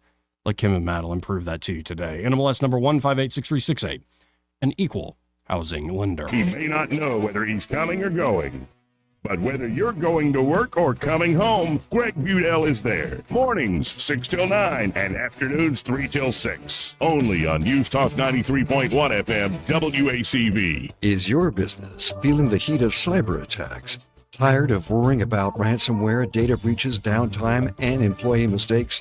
GTI Managed IT Solutions has been your trusted partner since 1999, safeguarding and supporting businesses like yours from the ever-evolving threats in the digital world. GTI, your peace of mind is guaranteed. Call us today at 819-4650 or visit gtinow.com. This is your roving reporter, and today I am talking with an elk. Hey man, Mr. Elk, I was just wondering, what do elk do to take care of their money? Well, like most smart folks, we call David Erdit. You mean Alabama's most favorite asset preservationist? That's him, man. We call him up at 334-279-7431 or 205-479-0839. I see. Yes, he is our preferred money man. The money man with the money plan. You've been paying attention. Well, could you give us those numbers one more time? 334-279-7431 or 205-479-0839. And I just want to try to give you a heads up, man. Oh, what's that? I'm not an elk. Not an elk, huh? Well, then, pray tell, what are you? Knights of Columbus. I am not even going to make a comment. Well, the baby liked it. Are you tired of the mainstream media's biased reporting? Do you want to stay informed on the news that really matters to you? Look no further than 1819 News. At 1819 News, we bring you the latest in Alabama news, politics, sports, culture, and more. We've assembled a team of journalists with Alabama values dedicated to the truth and the truth alone. Visit us at 1819news.com today. That's 1819news.com. Subscribe to our newsletter. Honest News, Alabama Values. This hour of news and views is brought to you by our good friends at Alabama Home Mortgage. Alabama Home Mortgage, 567-4223. Visit them on the web at myalabamahomemortgage.com. NMLS number 1586368, an equal housing lender. What's your biggest investment? More than likely, it's your home. So treat it that way when you hire a painting contractor. With PBS Painting, there are no gimmicks, no $99 specials. Just quality painting and someone who treats your home with the same respect that you do. At PBS Painting, we have been painting for years and look forward to many more years to come. With PBS Painting, the job gets prepped properly, whether it's cleaning, scraping, or priming. We always use quality products, which is a must for a quality paint job. So if you're looking for a painter that doesn't need upfront money and is on the job at all times, then please give me a call. Scott Bowers and PBS Painting, 294-5122. That's PBS Painting, 294-5122. Look at some of our work on Facebook at PBS Painting Montgomery. This hour of news and views is brought to you by our good friends at Alabama Home Mortgage. Alabama Home Mortgage, 567-4223. Visit them on the web at myalabamahomemortgage.com. NMLS number 1586368. An equal housing lender. Rich Thomas Weather, a service of Wiley Sanders Truck Lines, where over-the-road dump truck drivers are needed right now. Home twice a week and every weekend, must leave early on Sunday with Blue Cross Blue Shield. Call them now at 855-777-9785. We've got some brutal winter weather ahead this week, not just for us, but for much of America with an Arctic outbreak. Windy, cold today with falling temperatures, winds as high as 40 miles per hour, temperatures falling to 37 by 5 p.m. The overnight low temperature tonight down to 23 by Tuesday morning. Wind chill factor in the middle teens, dress in layers. For Tuesday, Wednesday, Thursday, very cold. Highs only in the 40s, lows at night in the low to mid 20s.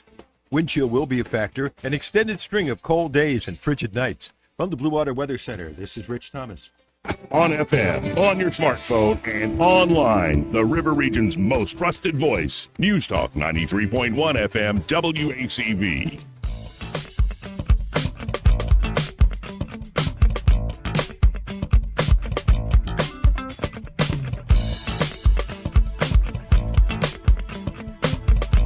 Joey Clark. Welcome back to News and Views in the afternoon. So what do you got to say about this one, big boy? This is pretty good. Not as festive, but I not as festive. That. Not as festive. I appreciate that. Still good. Yeah, it's about 2-3 hours on a Saturday. Yeah. Yeah, I like this. There you go. I want to break out my rollerblades. Oh, that's a high compliment. I'm telling you. You know, I used to work at Funza. I want to put the headphones on, put my rollerblades on, and go. We don't have those kind of sidewalks here in this town. I'd kind of miss those days, especially on a Saturday and a Sunday. Like Saturday would be more the hit music of the time. Yeah. And Lil Jon and Usher and all. Yeah! Yeah! Like that was big back then. Laffy Taffy, I remember that. Yeah. Like that whole era. But then on Sunday night, it would be old school skate. And I love playing old funk and soul music for old school skate. One of the things, again, with the Tiki Talk, I'll catch those all the time. It'll be old school skaters out there. And it makes me, I'm 55 now. I got to worry about breaking a hip. But I want to go out there and do it, man. No, and I never really took up the skating, but there were a few guys on staff that could put on a clinic. Like it was really, and then I always remember on Sundays, there would be an older black gentleman probably in his 70s, who knows? Yeah. Black don't crack. It's a true thing. And he wouldn't skate around. Get out in the middle? He would, and he would show up every Sunday, and he got to know I would be the DJ up in the booth. He would go to the center of the rink on the old quad skates, and he would just stare at me as almost like a challenge. And I put something on, and I think the memory I have is me putting on Love and Happiness by Oh, that's good. Al Green. And he would just dance on the skates in the middle of the rink. You hurt my feelings, though, when you call them quad skates. We just call those roller skates or skates back then, Joey. Quad inline, yeah, whatever. Yeah, it was big four, big old roller skates. That's what. I never got good at that. Were you ever good at that? Oh yeah, we were Skate Haven folks every Thursday night. I think that was family night. My parents got a good excuse to drop the kids off at Skate Haven, so yeah, we were there many years. Yeah, good memories there. Now, you're seeing a little more about this terrorist attack, following up on stories from last week. They've released videos of the New Orleans guy, Den Jabbar, placing IEDs. Yeah. All around the French Quarter. Did you buy that one clip, though, where it's the attractive reporter in leggings who was given access to his home and everything's all splayed out and all this stuff? And I'm like, yeah. No. If that was true reporting, then it was just awful all the way around. It should not have been able to happen that way if that was true crime scene. And again, it kind of disappointed me. I'm hoping it was just somebody trying to be funny. But it seems like he did get all hostile kind of near the end. I wonder what happened. Like, when did the switch flip in this guy?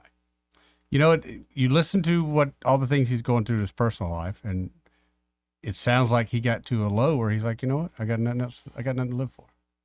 Yeah, maybe so. I mean, you lose everything. You just lose it all, and yeah, and you start sort of meditating on that loss and anger. You can get lost in your resentment, in your terrible thoughts. Yeah, and it kind of sounds like what he did. Here's a little more. This is kind of a breakdown, I believe, from the FBI, talking about this Den Jabbar guy, the attacker in New Orleans. Beginning October 30th, 2024. He was in town at least 2 days. During that time, Jabbar, using Meta glasses, recorded a video as he rode through the French Quarter on a bicycle. Okay, that's an interesting. I'm sure Meta and Ray-Ban love that. Yep. Do you too want to plan a terrorist attack? I'm telling you, man, when they put that out there, I went, oh boy. But it makes sense. That's a pretty useful tool if you're trying to do reconnaissance. For memory. This video shows Jabbar during that trip in October with his Meta glasses. As we continue to learn more about that trip, we ask anyone who may have seen or interacted with him to contact us. Now, for more information, Meta glasses appear to look like regular glasses, but they allow a user to record videos and photos hand-free. They also allow the user to potentially live stream through their video. What do you think are other uses of hands-free camera that's on your face? There's lots of uses for that, Joey. Well, like cooking videos? That'd be another way to do it, or instructional videos. Instructional videos, Yep. yeah. Like if you're doing something delicate with your hands. Yeah, doing some woodworking, something like that. Right. Yeah, that could be that. That it? Nope. I'm sure there's more. Imaginations could run wild. Like glasses with a camera in there. Mm-hmm. Say we were in some meeting. Yeah. And so like corporate espionage. Yeah. Yeah. Or I knew Joey's going to confess to something, and they've already checked me, make sure I got no recording devices, but they didn't check my glasses. And is that all? No, I'm sure there's more choices. I know it's a little late, but I just got to say this to both of us. Merry Christmas, you filthy animal. All right, let's keep going. Oh, they're just showing the video of him. Yeah. Jabbar was wearing a pair of Meta glasses when he conducted the attack on Bourbon Street. Pretty high quality video. It is, but actually. He did not activate double think about the glasses to live stream his actions that day. Because I do watch a lot of live streamers on YouTube and places like that, especially these guys that travel. And, GoPro, I've got GoPros, but it's always cumbersome trying to wear one and all that and do what you want to do. So I thought, I didn't think of the evil side of that, but I instantly thought, man, a lot of these guys that are traveling through France and stuff, they can freeze their hands up. Right. Did not consider the evil. Or think of the amount of people that could be wearing these, especially strapped on in a war zone. Yeah. Like a true POV from a war zone. Didn't think about the evil. Yeah. There's always people that come up with that. Like when you bought your big Ford truck, did you think, well, I could really mow down some people in this thing? I'd be lying if I never said I never thought that. You back when they were doing those stupid protests in the middle of the road, you know? I might have had one of those thoughts cross my mind. What's that thing you want one of our elected officials to do? Raise hell and praise Dale? Raise hell and praise Dale. There you go. Rotate. Right. If they would just end a speech with that, get a lot more respect from us rednecks, I can tell you. The tide will rise again. You probably shouldn't say rise again. No, not right now. Yeah. Oh, and on this attack in New Orleans and the whole ISIS-K thing, which I'll hear them out. I just don't. No, you know what it is. You know exactly what it is. But one of our senators, Senator Katie Britt, I do like her, has long been calling for a full briefing for the entire Senate on ISIS-K, along with Lindsey Graham. I don't think that's the worst idea. No, it's not the worst idea. Let's actually get a briefing here. Yeah. But let's listen in. I believe Kayleigh McEnany was filling in for Jesse Waters. Oh, okay.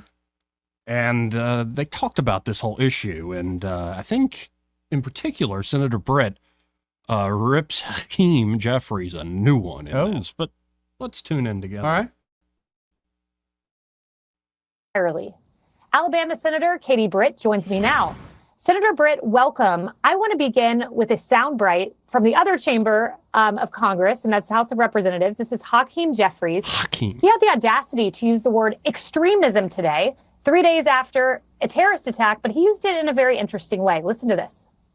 We will work with anyone to secure our borders, and we will work with anyone to fix our broken immigration system in a comprehensive and bipartisan manner. At the same period of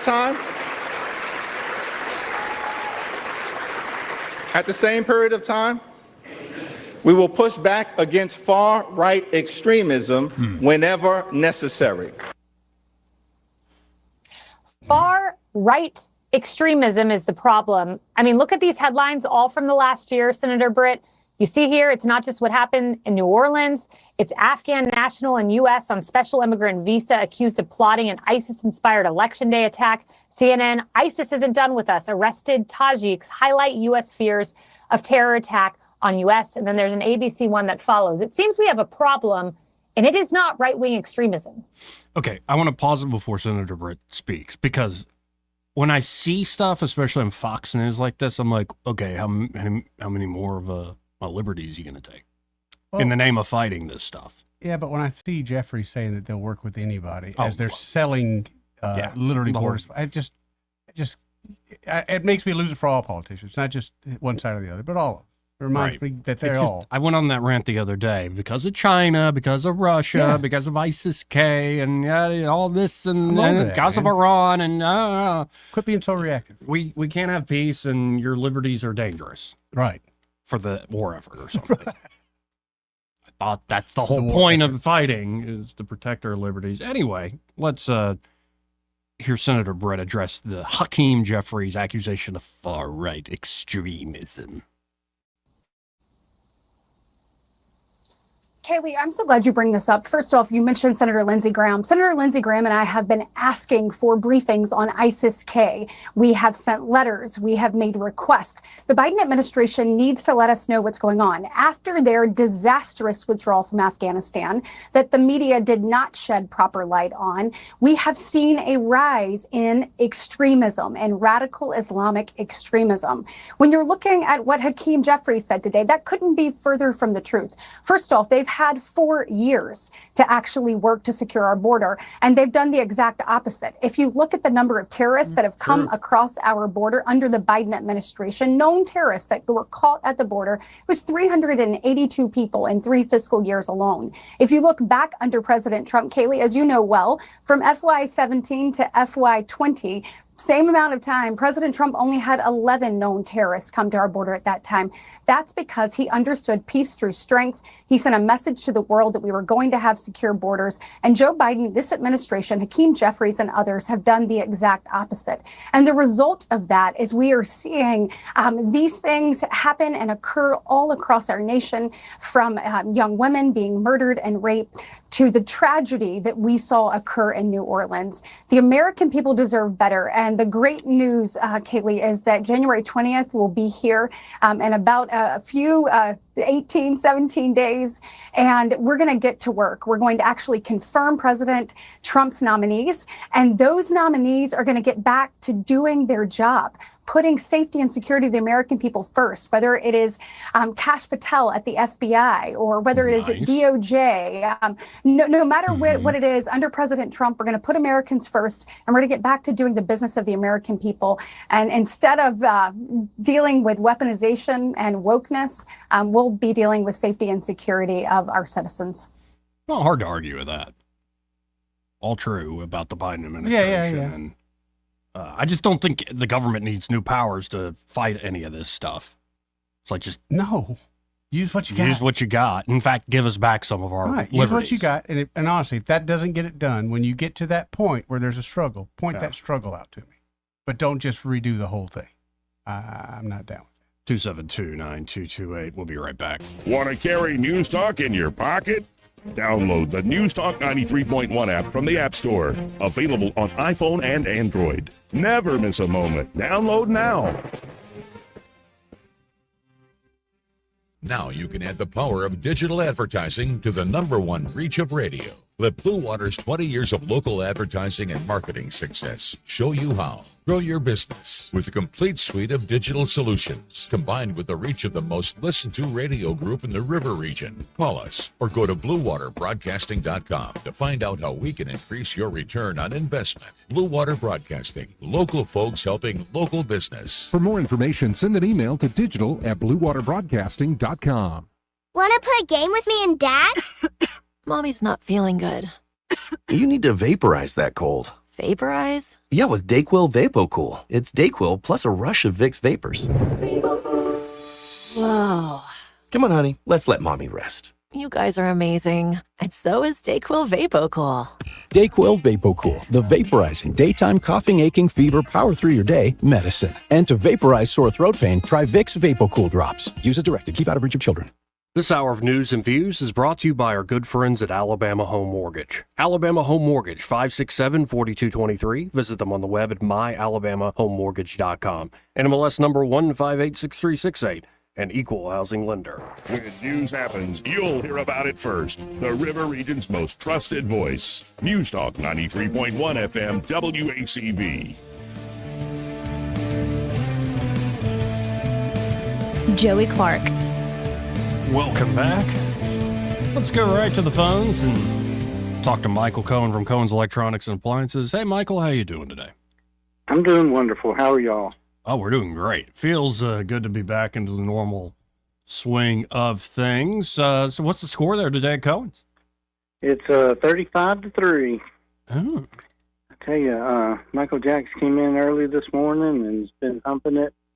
Got a big TV installed for someone's office, a nice 77 OLED with a new Sonos system. Also upgraded the man's television in his bedroom. So anyway, we got that taken care of. He's going to go out and do a frame and have all the wires hidden and everything for that. So it's been good. It's been good. We got to be thankful. Well, and seeing Michael Jacks at work myself, guys, it's not just the great products they have there at Cohen's. Michael, and usually has somebody else with them. They get it to you quickly. They set it up the right way, and he will stay until you are satisfied that everything is exactly how you want it.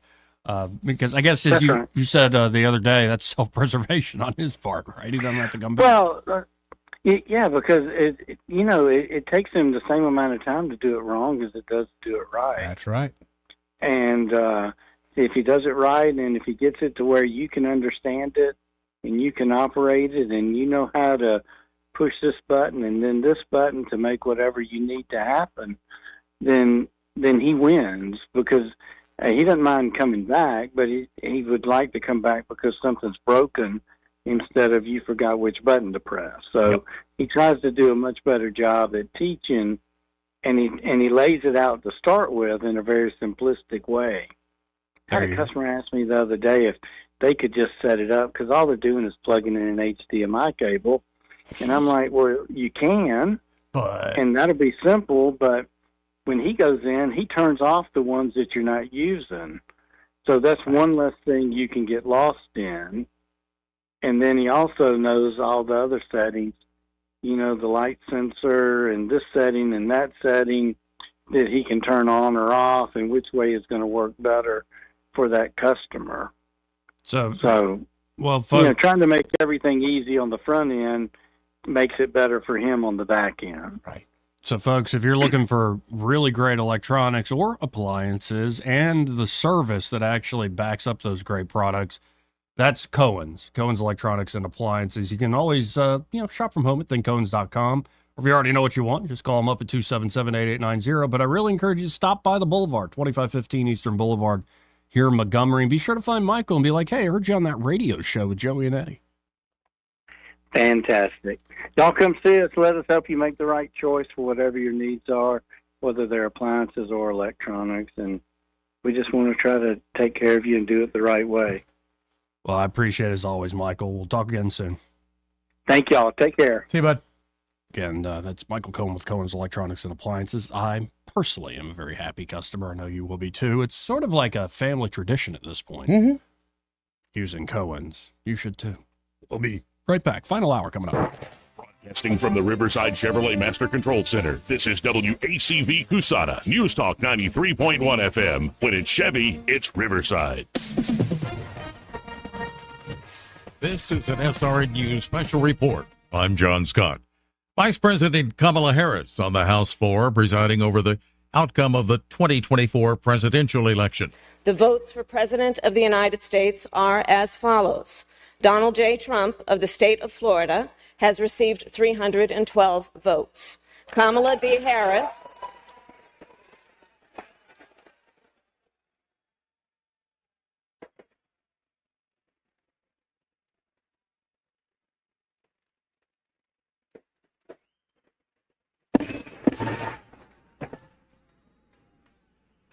Kamala D. Harris of the state of California has received 226 votes. Harris presiding over the certification of her defeat to Donald Trump. This has been an SRNU special report. I'm John Scott. You know, as they say, one person's personal information is another person's treasure. Exactly. That's why I use NordVPN every time I surf the web. Features like Threat Protection Pro safeguard devices from phishing websites and disable intrusive ads and trackers. Just check NordVPN.com, grab the deal, and see for yourself. NordVPN. Cybersecurity built for every day. Sorry, ma'am, but you need to vacate this home. Why, officer? I own this home free and clear. I lived here for 40 years. Well, unfortunately, this paperwork says otherwise. But I have nowhere else to go. I'm sorry to hear that, ma'am. This story is becoming all too common in the U.S. Scammers are preying on people with high equity or who own their homes free and clear of a mortgage. Only one company completely protects you. That's Equity Protect. Get your free risk report by texting the word HOME to 94878. Again, text the word HOME to 94878 to get your free risk report from Equity. Rich Thomas weather, a service of Wiley Sanders Truck Lines, where over-the-road dump truck drivers are needed right now. Home twice a week and every weekend. Must leave early on Sunday with Blue Cross Blue Shield. Call them now at 855-777-9785. We've got some brutal winter weather ahead this week, not just for us, but for much of America with an Arctic outbreak. Windy, cold today with falling temperatures, winds as high as 40 miles per hour, temperatures falling to 37 by 5 p.m. The overnight low temperature tonight down to 23 by Tuesday morning. Wind chill factor in the middle teens, dress in layers. For Tuesday, Wednesday, Thursday, very cold. Highs only in the 40s, lows at night in the low to mid 20s. Wind chill will be a factor. An extended string of cold days and frigid nights. From the Blue Water Weather Center, this is Rich Thomas. Thank you for voting ASC Credit Union, the best credit union in the River Region 6 years in a row. As we celebrate our 70th anniversary, we are proud to be at the top of the list for the best credit union in the hearts of the communities we serve. 1819 News. The new Miss America was crowned this past Sunday night, and the new Miss America is from Alabama, Abby Stockard. The event was held last week in Orlando, Florida, and involved 52 women participating overall. The new Miss America is an Auburn University nursing student who wants to get her doctorate and go on to become a pediatric nurse practitioner. Stockard is a member of the Auburn University Tiger Paws dance team and a student recruiter. Stockard becomes the fourth Miss Alabama to be crowned in this national competition. Deidre Downs, Heather Whitestone, and Yolanda Betsby are the other three. I'll be back with more Alabama stories after this. Some of the greatest blessings is just having people that care about you, to have someone that's just going to love you and make you feel important. They encourage you to be in church. They encourage you to be in prayer. They encourage you to be in your Bible. Now it's a part of my day every day. My house parents planted seeds in me that you can see where those seeds have sprouted in my life and helped change my life. Big Oak Ranch, a Christian home for children needing a chance. Authorities have now released the identity of a 13-year-old boy who was shot and killed while in his home. Alan Thompson was found inside that residence after unknown suspects shot into the house from the outside. So far, police have no one in custody related to this shooting. Bond has been set at $2 million for a Fayette County woman who is charged in the disappearance and presumed death of her toddler, Caleb Collins. The missing child was only revealed after a major car crash put Bailey in the hospital. That crash also killed the little boy's father and sister. Wendy Bailey was recently in court to have that bond set. She was arrested and put in jail the day she was released from the hospital. Her father is also facing charges for not reporting the disappearance of the little boy. I'm Andrea Tice. For more news affecting Alabamians, go to 1819news.com. And while you're there, subscribe to the daily newsletter.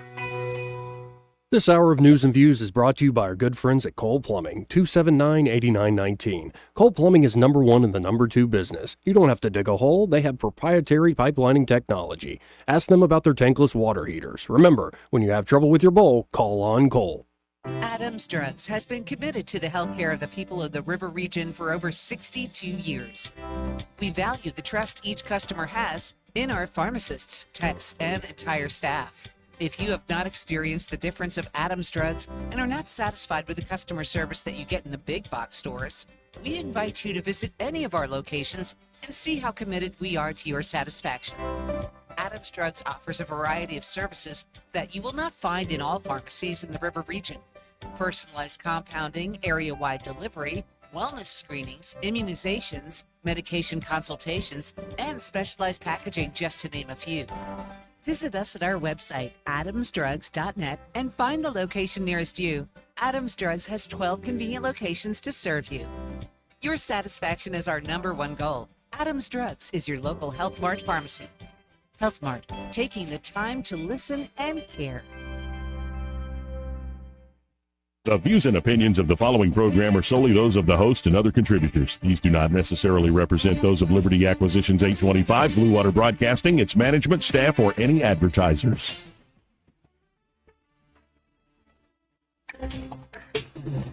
It's time for Montgomery's conversational radio show. It's News and Views on News Talk 93.1 FM.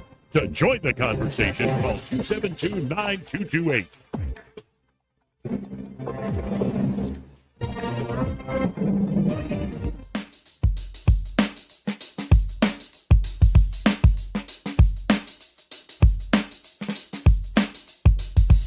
Joey Clark. Welcome back. Final hour here on a Monday. We have some folks backing you up, Eddie. Oh, yeah? On the stream. Tanya saying Skate Haven was the place to be on roller skates, not quads. Yeah, not quad. I've never heard of that. Literally never heard of that until just now. And not saying it's a bad thing. I'm obviously old. That's one of the hip sayings. Hip sayings? Give me a break. Hip sayings? It's one of them hip sayings you kids are using nowadays. Goodness. you want to get in on the conversation, 334-272-9228. That's 334-272-9228. So where we left off, there's plenty more to get to.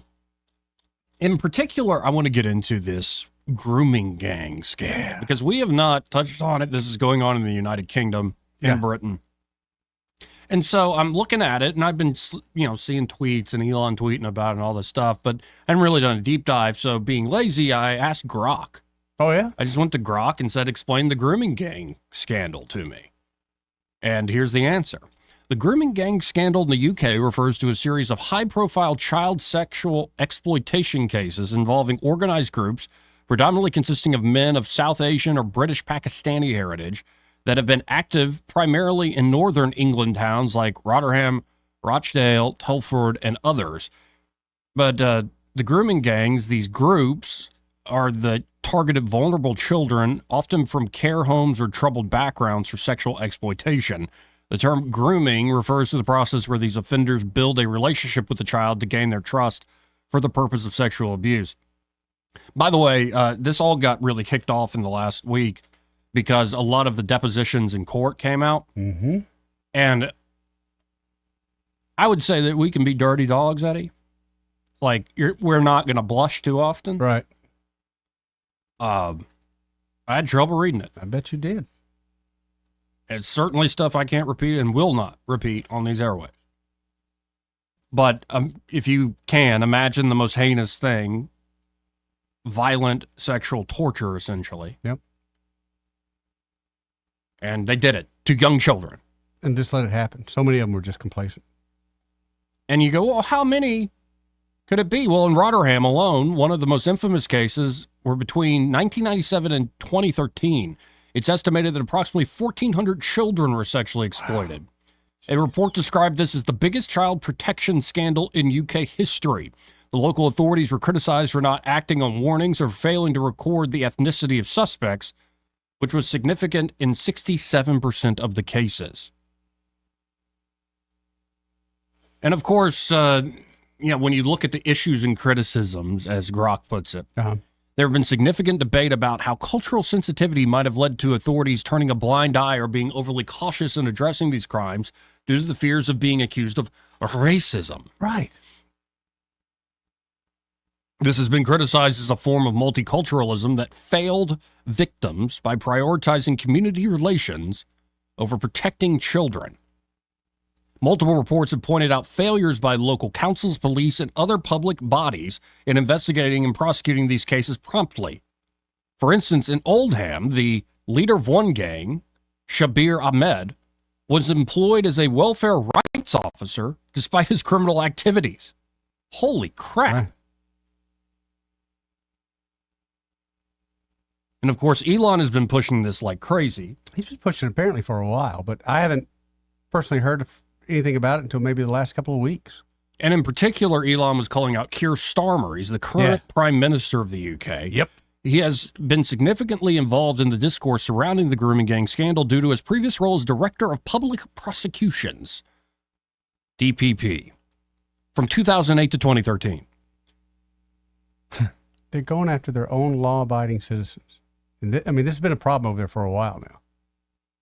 During his tenure as DPP, as Director of Public Prosecutions, there were criticisms regarding the handling of grooming gang cases. Some critics, including Elon Musk, have accused Starmer of failing to prosecute these gangs effectively, suggesting that there was a lack of justice for the victims during his time in office.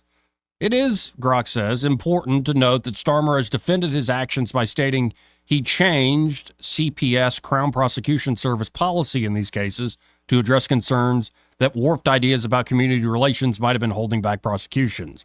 He specifically mentioned bringing the first mass prosecution for an Asian grooming gang to challenge these ideas. Starmer ordered a comprehensive overhaul of the CPS's response to grooming in 2012 to increase convictions, which indicates his proactive approach to tackling the issue.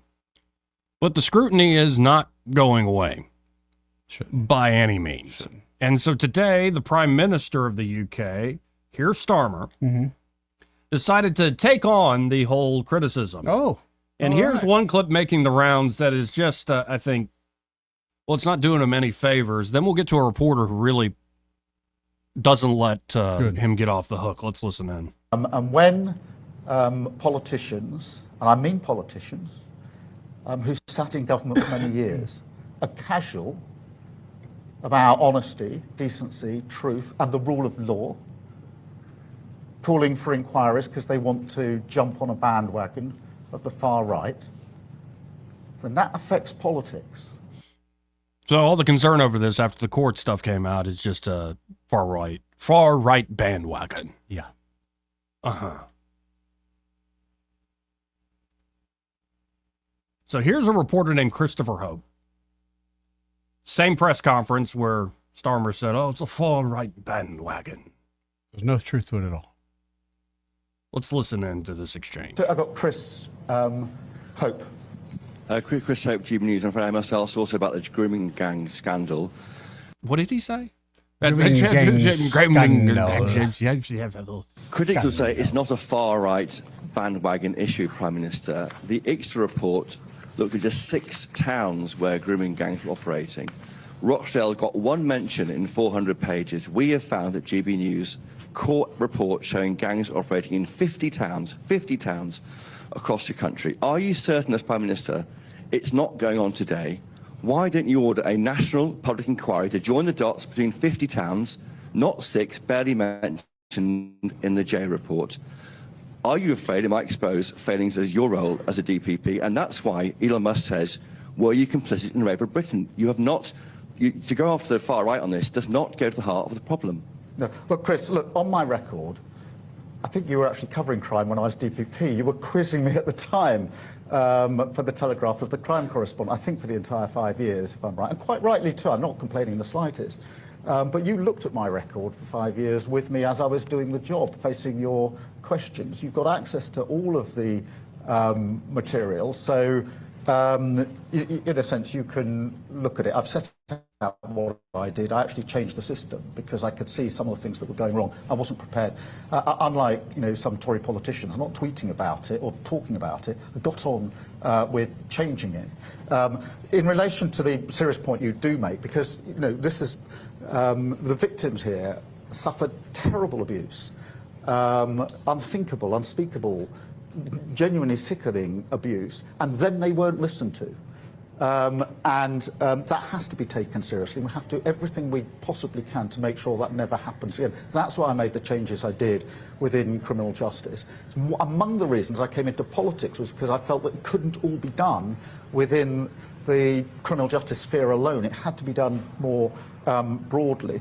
On the question of this sort of call for an ever-increasing number of reviews. There have been a lot of reviews, including localised reviews, including into Oldham, for example. The Mayor of Manchester did his review, and the J report was intended to look at the different types of exploitation that went on. It was a comprehensive review.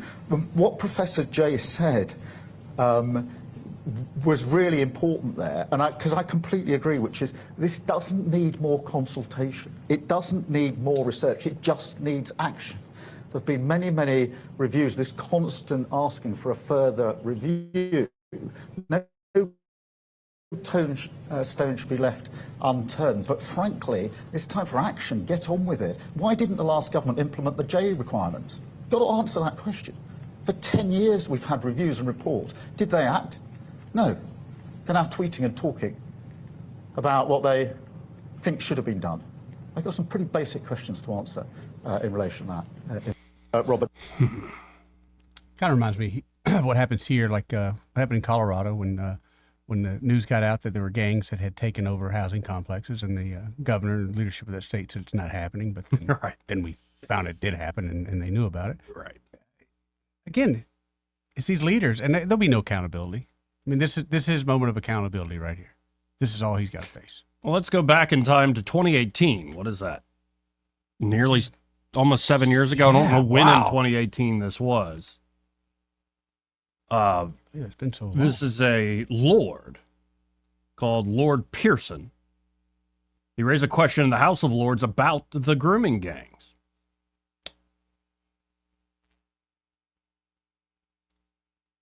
So let's listen in here. Again, this was almost 7 years ago. Is shamefully inadequate because these girls are usually raped several times a day.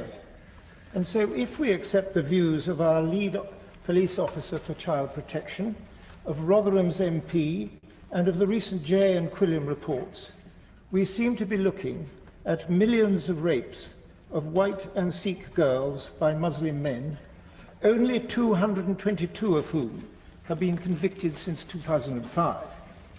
So, my lords, will the government ask our Muslim leaders whether the perpetrators can claim that their behaviour is sanctioned in the Quran and to issue a fatwa against it? And second, my lords, will the government encourage a national debate about the various interpretations of Islam? Can we talk about Islam without being accused of hate crime? Fear that. Good point. And especially when you see the police being very serious indeed about things people post online. I saw one video today, a woman was literally assaulted on the street. Didn't matter.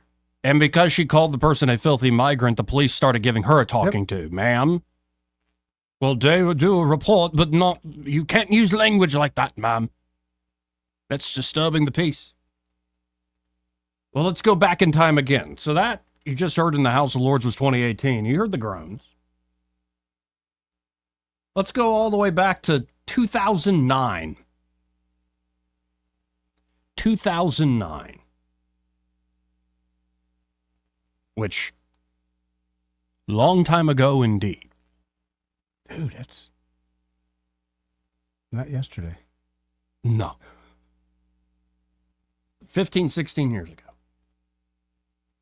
This is Christopher Hitchens, is the first voice you'll hear, and then it'll speed back into the present to hear Keir Starmer, the current prime minister. But here's what Christopher Hitchens warned 15 years ago in 2009. Give it up or give it to your deadliest enemy and pay for the rope that will choke you. This is very urgent business, ladies and gentlemen. I beseech you. Resist it while you still can, and before the right to complain is taken away from you, which will be the next thing. You will be told you can't complain because you're Islamophobic. The term is already being introduced into the culture as if it was an accusation of race hatred, for example, or bigotry, whereas it's only the objection to the preachings of a very extreme and absolutist religion. Watch out for these symptoms. They are not just symptoms of surrender, very often ecumenically offered to you by men of God in other robes, Christian and Jewish and smarmy ecumenical. These are the ones who will hold open the gates for the barbarians. The barbarians never take a city till someone holds the gates open for them. And it's your own preachers who will do it for you, and your own multicultural authorities who will do it for you. Resist it while you can. And if you wonder what will happen if you don't, look and see how a cricket team in Middlesex in England had to change its name by force last week because it was called, and had been for years, the Middlesex Crusaders. Look and see how stories about little pigs can't be taught to children in English schools anymore, lest offense be taken by the religion of peace. Resist it while you can. One of the things that... Now it fast forwards. That was all the way back in 2009 to 2024. Here's now the current Prime Minister of the UK, Keir Starmer. Is coming up over and over again is Islamophobia. And, well, you can see the stats, you can see the numbers rising, particularly since October the 7th. Although we shouldn't fall into the trap of thinking that before October the 7th, this was all heading in the right direction. It's been far too high for far too long. Clearly, we need to just say over and over again, Islamophobia is intolerable.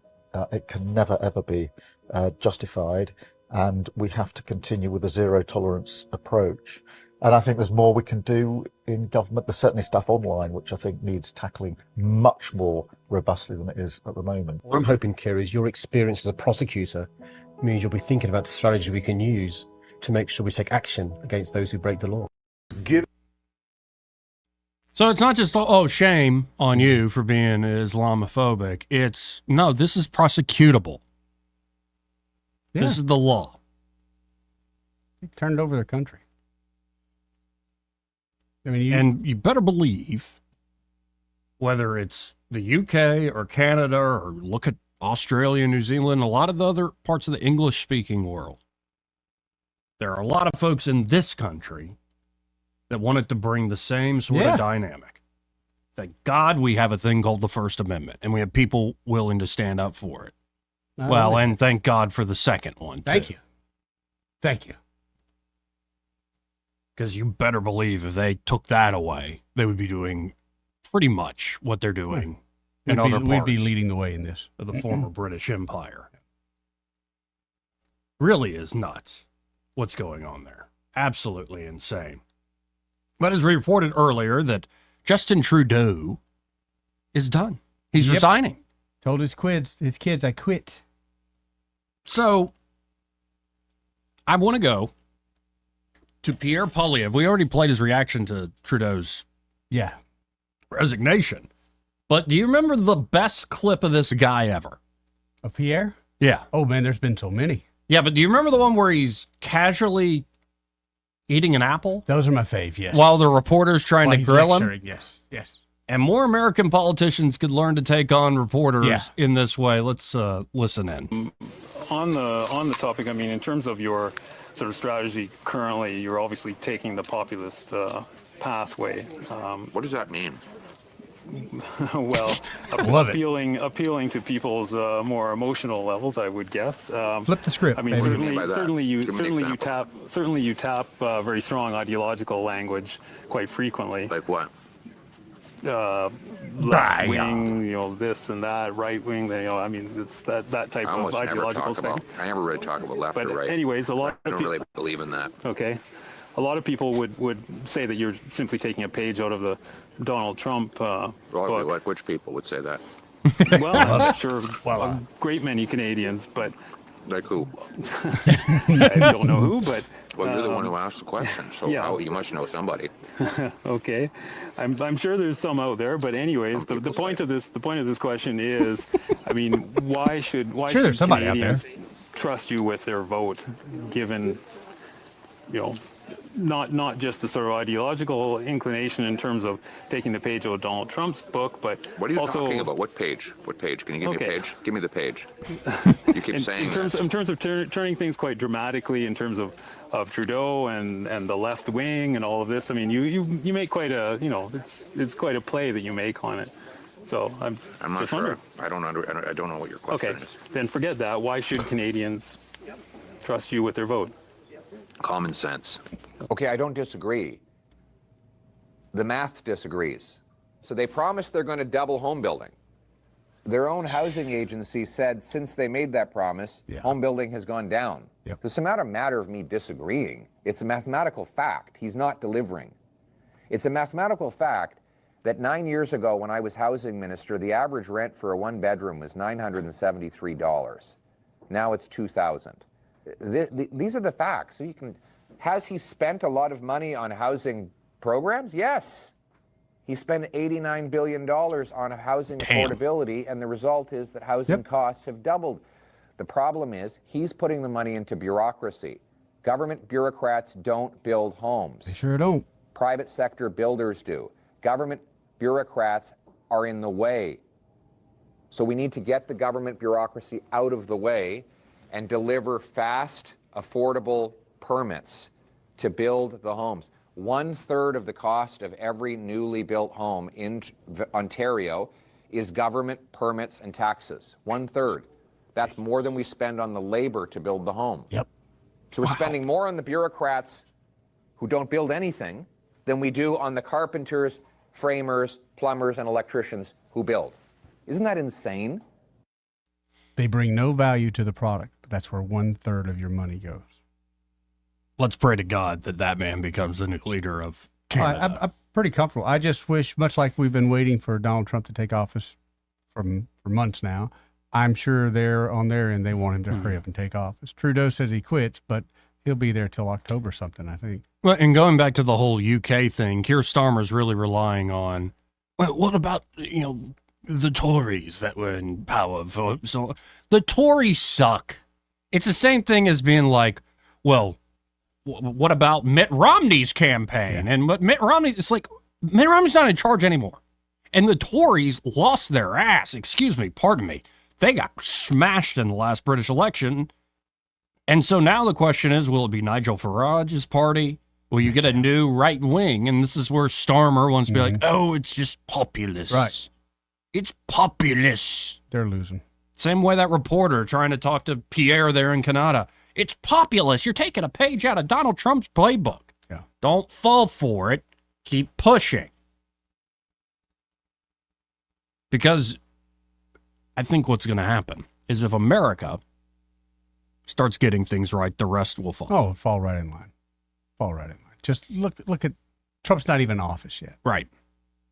But especially if they actually follow through here, a lot of it requires like speed, quickness. I still believe you need the wrecking ball. I also still believe on January the 20th, just a few days from now, 2 weeks from now, you will see a lot of executive orders that are going to make Washington and the bureaucracy's heads spin. 100%. But I hope he doesn't let them out till that day. I don't want him to preview anything. Right. Well, drop it like it's hot. As they would always say, oh, our democracy, our democracy. No, they meant our bureaucracy. Yep. And if that problem, say, with housing there in Canada sounds familiar to you, yeah, we got a lot of stuff like that where the bureaucracy is just a dead weight on us. They are probably 20 years ahead of where we would be with that kind of bureaucracy because we don't have it yet. Although, if you remember, in certain sector. Right. If you remember, though, during Biden's administration, how many simple rules that would affect every one of us changed. Like one of the things they wanted everyone to have is multiple chargers in their house for a car. What if, and that's going to be, that's an addition 30 to 50 grand. You know, your ovens, your air conditioning, your thermostats, they still want in. Get them out. Yeah, and certain agencies just need to go. Agencies. Yes.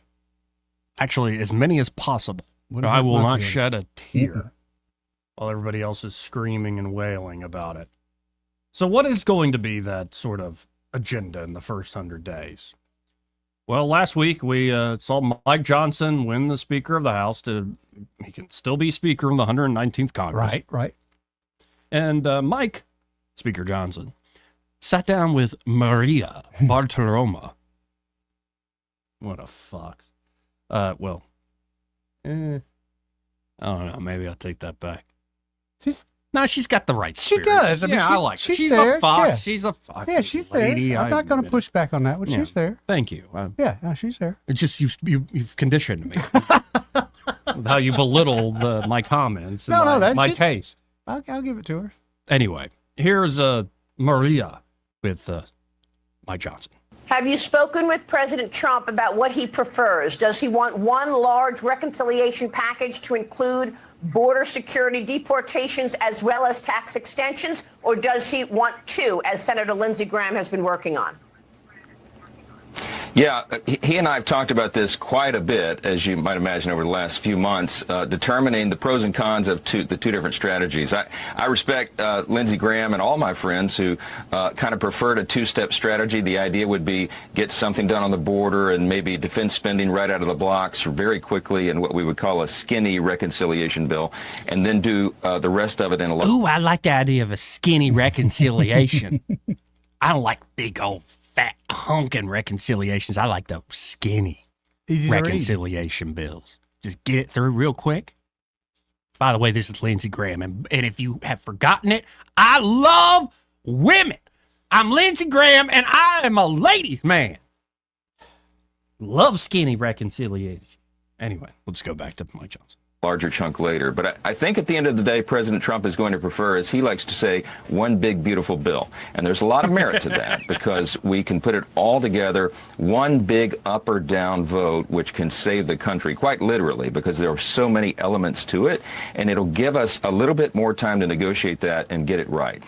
That doesn't mean that we won't come right out of the gates, full-fledged, right out of the beginning of the Congress. And so we'll be addressing border. We've got a number of bills just over the next 2 weeks, Maria, Maria, that we're going to address the low-hanging fruit, so to speak. I think that there's some things that are so common sense that we've got to fix on the border. We might even be able to get some Democrat votes on some of that legislation, but we'll pass it out of the House and send it over to the Senate and get it ready for when President Trump takes office on January 20th. We have a lot to do and a short amount of time to do it in. So if you are doing everything or most of the priorities in one big, beautiful bill, as you say, that includes what? Walk us through what that would include. Well, it'll have a lot of pieces. We made a lot of campaign promises. President Trump did as well. And reconciliation is the way to get it done. Why? Because you avoid a 60-vote threshold in the Senate. So reconciling the budget, which we will pass in early February, is how we'll get all of our committees involved, committees of jurisdiction on all these big issues. What are they? Well, obviously, we have to secure the border. We've got to make sure that our Border Patrol agents and our immigration enforcement agencies Wait, you're cracking up over there. What's going on? Okay, I was fine with her agreeing with you. She's hot and everything. Then she started talking. What do you mean? She started rolling her eyes. Is she from like Long Island or something with that? Then she's rolling her eyes and the tilting of the head. You don't like that? Not really. I'm sure she's a nice person, though. I thought you were going to comment on Mike Johnson talking about the border, not Maria Bartiromo, how she carries herself on air. Thanks, man. I thought that's where we were going. Anyway, let's keep going. The right, so the border. Yeah, directives from the White House, but also the right resources to do their job and secure that border once and for all. We got to take care of the dangerous illegal criminals who have come over, and all that's part of it as well. And we've got to shift immediately to the economy. Maria, you talk about every day. We've got to revive the U.S. economy, and we can. We know how to do it. Part of that is preventing the largest tax increase in U.S. history, which would happen automatically at the end of next year if we don't get our ducks in a row. So we're going to make sure that happens. We're going to incentivize American companies to manufacture in the U.S. again. And we're going to make sure that the regulatory burden and the red tape that has smothered our free market is reduced and eliminated. And we're going to be dismantling the deep state all along the way. We're going to restore American energy dominance. So many different pieces to this, Maria. They all have to work together. And, of course, the president has asked us and really needs us to address the debt limit crisis before that hits in June. So a lot of moving pieces, a lot of things to negotiate, a lot of opinions on all that. So we'll be working long, long hours with whiteboards, making sure every Republican is on board. Because, remember, I'll be dealing with the smallest margin in U.S. history for much of the first 100 days. But we're going to get it done. I understand that. So are you expecting to raise or eliminate the debt ceiling as part of that big bill? I think we're going to have to do it in that bill. And the reason for that, Maria, is that we won't have to negotiate with Chuck Schumer and the Democrats on that. If you do it in reconciliation, you can do it just with the Republican Party. So we'll have very thoughtful discussion and debate about where that limit should go. But here's the important thing everybody needs to remember. We're the team that wants to cut spending, and we will. And we will do it dramatically. All the wasteful spending in government. You know, DOGE will be doing its effort in coordination with all this. But you have to raise the debt limit on paper so that we don't frighten the bond markets and the world's economy. You know how that works. It's about the stability of our economy. But we don't intend to spend to that limit, as President Trump will clarify all the time. We're going to raise the ceiling, but we are going to be cutting all along the way. So You better. I don't know if I believe him. But Trump did come out and reiterate that my preference is one big, beautiful bill. But he could live with a cleaner two-bill option. So he's essentially saying, here's my preference, but y'all figure out what's the quickest way to get this done. She looked like the incredible Mr. Limpid when she put those glasses on. And I know that's before your time. You're still on this? With the Wait, lips? like Don Knotts? No, the fish that played Don Knotts. Hold on, let me get a better picture. I'm telling you. Them lips, and put those bigger. Come on, how could you take someone like that seriously? I don't know. I'm and sorry. You thought she was attractive. I didn't think of your old timey references. The Don Knotts being played by a fish, Mr. Limpid, a cartoon fish at that. It was a great movie. He's a great comedic actor. Big part of my life. 272-9228. What was that one where it's like a haunted house sort of thing? Oh, that was a good one. Dude, I cannot think of the name of that one, but that was a really good one. My mom used to drop us off at the matinee, so I've seen probably every Don Knotts movie. Okay, I'm going to type that in. Don Knotts haunted house? Maybe Haunted Mansion or something like that. The Ghost of Mr. Chicken. That's it. The ball would come down the stairs. Doom, doom, doom, doom. Yeah, 1966, I believe. Mr. Roper. All right. Sorry to ruin that, but that lady, she put on the glasses. And that, Yeah, I know. Like, thanks. That didn't bother you none? Well, I just now know where your mind is. I'm sitting here laying out this whole agenda for globetrotting around, and you're like, she looks like the Don Knotts fish. Thank you. You see, I get stumped on things like Thank you for your contribution. Once I saw that, they needed to quit talking because that's all I saw from them. This part of the program brought to you by Sweet Creek Farm Market. Oh, yeah, Joey. Got to get by there and see Reed Ingram at Sweet Creek Farm Market. He's put together a truly amazing establishment. Mhm. Beautiful property where you can let the kids go play. Huge playground area, and you see the farm animals, the chickens running around and whatnot. And yeah, it's like a little slice of paradise It really out is. there off of Highway 231. They're just 2 miles south of Taylor Road on Highway 231. You can always stop by their award-winning cafe for lunch, a good old sandwich. Oh, yeah. Or maybe get a great coffee just to warm you up on a cold, cold day like this. Or maybe you can catch one of them fresh cookies, some big hubcap cookies. Joey. Oh, those hubcap cookies are like, you like the swamp cookie, I right? do like the swamp cookies. Yeah, it's always fresh. It's always A delicious. day like today would be a good time to go by there and get some chicken and dumpling soup. And yeah, that'd be very, very good. And they have chili, chicken and dumplings over there. And of course, they're looking for a new barista, folks. So Oh, if really? you're especially a young man, young lady that looking for gainful employment, no better place than Sweet Creek Farm Market. I'm looking at those chicken and dumplings right now. They look so good, don't they? Yeah, on a cold day like this, that I could, or Kaneka chili. Oh my goodness. Man. And if you stop by today, Yeah.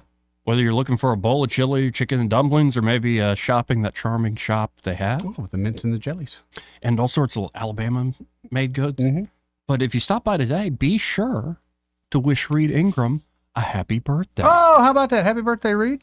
Happy birthday, Reed. And I'm seeing on Facebook here, Reed, that must be, I expect that's granddaughters. That is adorable. Happy Grandparents' Day. Yeah, that's a great photo with Reed. I mean, it's a true family establishment put together by a great family. So go by, wish Reed a happy birthday today. You could also remind him that he marrying Karen Ingram. Oh, no doubt. And be sure to tell him you heard about him here on the radio with Joey and Eddie. We got to hit this break. We'll be right back. He may not know whether he's coming or going, but whether you're going to work or coming home, Greg Budell is there. Mornings 6 till 9 and afternoons 3 till 6. Only on News Talk 93.1 FM WACV. Hi there, I'm Kim Williams with Alabama Home Mortgage. For years, I've been asking you to call me at Alabama Home Mortgage because there is a difference in mortgage companies. When you call Alabama Home Mortgage, from the moment we pick up the phone, you will hear the difference. We are passionate about what we do. To us, you're not just another applicant. When you call on us, you are trusting that we have your best interest at heart, and we do. We treat our customers like family, and that's why our customers turn into family, coming back to us time and time again. We know you have many options when it comes to mortgage financing, and we appreciate the opportunity to earn your business. We are excited to hear from you. Give Alabama Home Mortgage a call at 567-4223. That's 567-4223. Or visit us online at myalabamahomemortgage.com to complete an application on your time. Our passion is just one difference that sets us apart from the rest. It's not just a slogan. Call Alabama Home Mortgage because, folks, there is a difference in mortgage companies. NMLS 1586 368, Equal Housing Lender. For too long, Alabama's statewide news companies have shamed us for our conservative Christian values. Alabama deserves a news company that cherishes our culture, a company that isn't bought and paid for by the powers that be. 1819 News is that company. Run by Alabamians for Alabamians, 1819 News celebrates what is good and beautiful about our state, while exposing those who work against our values in secret. Just go to 1819news.com to learn more. Subscribe to our newsletter. That's 1819news.com.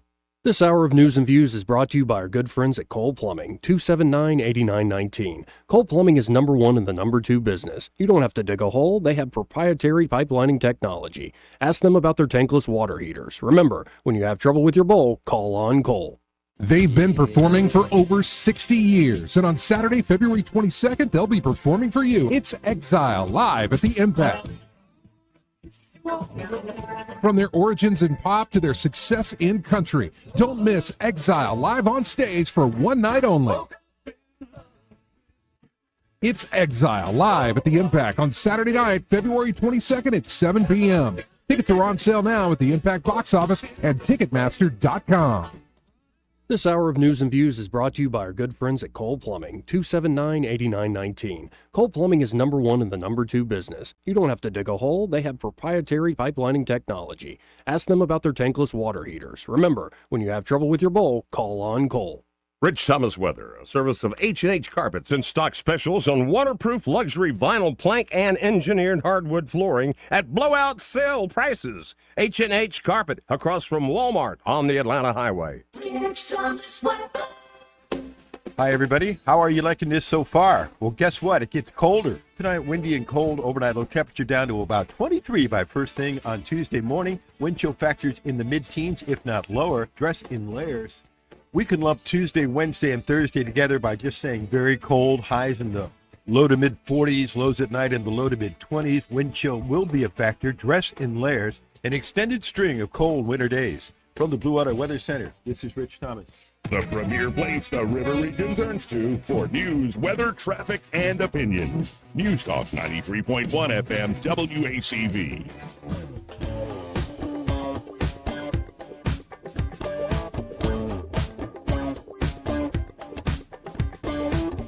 Joey Clark. Welcome back to News and Views in the afternoon. And by the way, folks, all day we've had a very special guest in the studio. She is right now staring out the window at the world. Oh, yeah. And She's good, Roxy the dog. Yep, she's been good all day. Brought her some Ritz Bits. Yeah, she's been very good. Mm-hmm. She has been. She's getting much more used to this, which is good. I wonder what she sees out there. She seems very fixated on it. She's probably just smelling smells that are coming through the window. She's a big sniffer. I'm telling you, yeah. Now, would a show be complete if we didn't occasionally tip our hat to the dying corporate media? And I'm not going to play CNN. Tip their hat? I thought we were mocking them. Well, that's what I. That's Okay, kind all of right. Just making sure. Make sure we're on the same page. Yeah. Yeah, we're tipping our hat in a mocking way. Gotcha. Like, hey, look at what they did. Right. And it's not CNN and Scott Jennings. It's not Confessions of James Carville on CNN either. That's getting cuckoo, by the way. No, one of the worst products the corporate media ever produced. The View. Oh, good Lord. And here on, Insurrection Day? Mm-hmm. Sonny Hoiston went on a rant that is one for the ages. I think her rant is an atrocity. A true travesty of a waste of a human mind. Oh. Let's listen in together. Okay. Her take on Insurrection Day.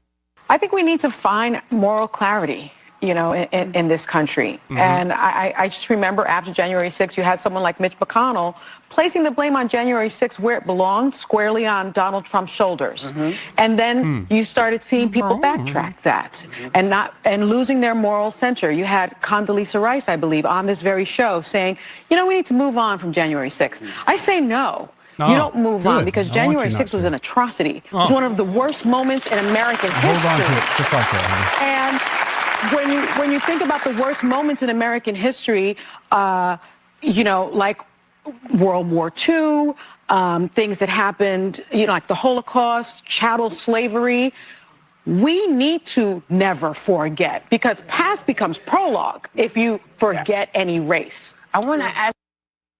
Yeah. Somebody's throw a pie in her face. It was an atrocity on the scale of chattel slavery. Holocaust. How's that, by the way, American history? That's what I was wondering where she was going, but she's one of the bright ones on The View. No wonder they pay her a bunch of money to be a stupid mouthpiece. Ought to pay her husband more to put up with that. My God, man. You just keep holding on to it. I heard you say that. Just keep holding on to it. Yeah, hold on to it. So, something like that, don't let that go. You need that in your life. Because that's what really won you an election, right? what the birds, those yapping harpies on The View have to say. Oh, just wretched. But another thing with that, though, and I guess it's just the losing party, and when you're losing, that's the way it is. But they just won't admit defeat. It's everyone else's fault, not my ideas, not my presentation, not even the folks that I had running it. Wasn't even me. Right. It's all y'all. And now we're getting another, because I don't normally do this. Yeah. But it is fun sometimes. We have another case of hypocrisy, which is, I know, shocking. Very shocking. Emmanuel Macron. Oh, macaroon. No, Daddy, don't do it, Daddy. No.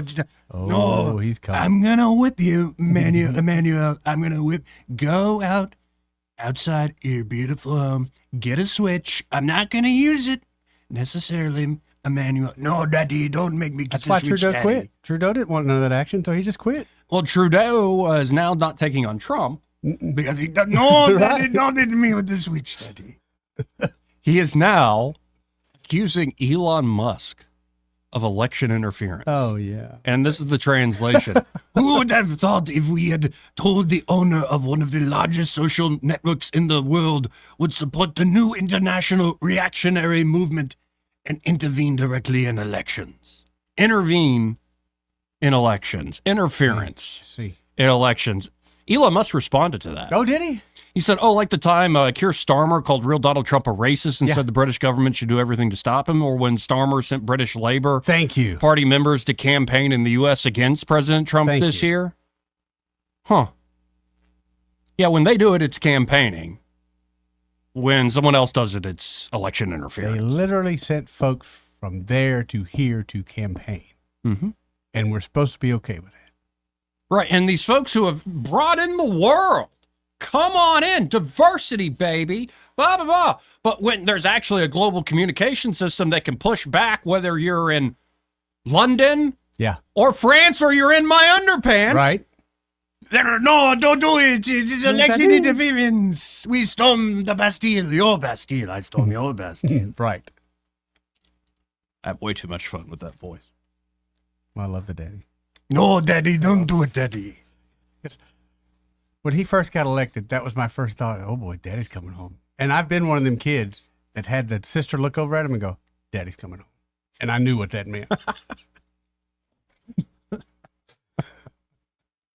Yeah, they're everybody. I mean, Elon better have good security, man. Oh, no doubt. Because everybody in America, most of your European leaders, and many others probably have a problem with that guy. But it's kind of common sense. It's good for, if you're just a wage employee at a business. Yeah. Like, work harder than what you paid. What? No, I should work as hard as I am. No, work harder. Be valuable. Be so valuable that even when they're pissed at you, well, they're like, well, he's valuable. And that's just like a normal job. Yep. Elon is incredibly valuable. And that's how he gets away with this crap. Yeah. Because he actually provides innovation, insight, value. As opposed to so many of these politicians who provide you with what? Nothing. Takers. Don't do it, Daddy. No, not this switch again. I'm going to make you go get a switch, Emmanuel. And if you don't want the switch, I'm going to get the paddle. No, Daddy, don't do it. You want the switch. Mm-hmm. Welcome to 2025, folks. Yeah, and we mentioned earlier, by the way, just as putting a bow on this thing, the old Cybertruck attack. Yeah, I watched the Sean Ryan podcast. Mm-hmm. I saw these emails that apparently this Livelsberger guy sent to not just Sean Ryan, but others in that world. The claims of gravitic engines, which, Gravity defying. Claiming it is Chinese based, that the Chinese and the Americans are the only ones with this technology. And I read something like that and I'm like, I just don't know. But this guy apparently, like, there's an old episode on History Channel where it's Tim Kennedy and Livelsberger are like the two Green Berets on the show. He has served in like he definitely has served. He's a real guy. Actually, he was on several TV shows like that. Displayed himself as a Green Beret and some of the things he did. But a lot of folks saying who, served overseas in different capacities, and he's a real deal. One thing that entertained me during Sean Ryan's podcast is when the government official was talking to Sean Ryan about kind of supposedly behind closed doors, but it wasn't. And he said, "Hey, just between you and I, the DNA came back on his son. And that wasn't his son, so that's why he went." Yeah, but then I've seen it is. Right. But my point is, that's how people will try to manipulate you. Yes. Especially in the point when they go, "Hey, just between you and I." Well, you know what? It's not between you and I. You're a government official. You called me because you had to. Right. Don't fall for crap like now, that. Sean, if you want to actually consummate this parasocial relationship into the real thing, then I'm going to need you to go get a Switch. Don't do it, Daddy. No, Daddy, don't. No! Want to carry News Talk in your pocket? Download the News Talk 93.1 app from the App Store. Available on iPhone and Android. Never miss a moment. Download now. This is Jim Smith with Adams Drugs. Adams Drugs has been advertising with Blue Water Broadcasting for over a decade and have gone from 7 stores to 12 stores. We attribute our success for what they've done for us. Thank you, Blue Water Broadcasting. Did you know that radio is the #1 reach platform in all of media? It's true. Call us to find out how to put radio's #1 reach to work for your business. Blue Water Broadcasting. Local folks helping local business. No one wants to wait on service for an overhead door. With 20 years in the industry, you now have access to the best with All Access Overhead Door. All Access Overhead Doors offers prompt professional service at affordable prices on all service and new garage doors for residential and commercial locations. All Access Overhead Door serves the river region and can take care of whatever you need when it comes to your overhead door. Remember, you have access to the best. All Access Overhead Door. Call and schedule an appointment today. 320-2440. And like them on Facebook. They sell the best and service the rest. This hour of News and Views is brought to you by our good friends at Cole Plumbing, 279-8919. Cole Plumbing is #1 in the #2 business. You don't have to dig a hole. They have proprietary pipelining technology. Ask them about their tankless water heaters. Remember, when you have trouble with your bowl, call on Cole. Trustworthy, accurate, immediate. Carrying your voice across the river region. News Talk 93.1 FM WACV.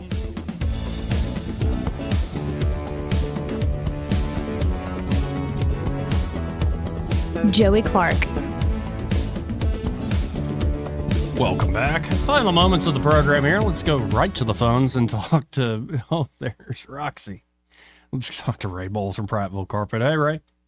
Well, everybody's in here busy as a bee because Dad just walked back in the door, so I think it's working at this point.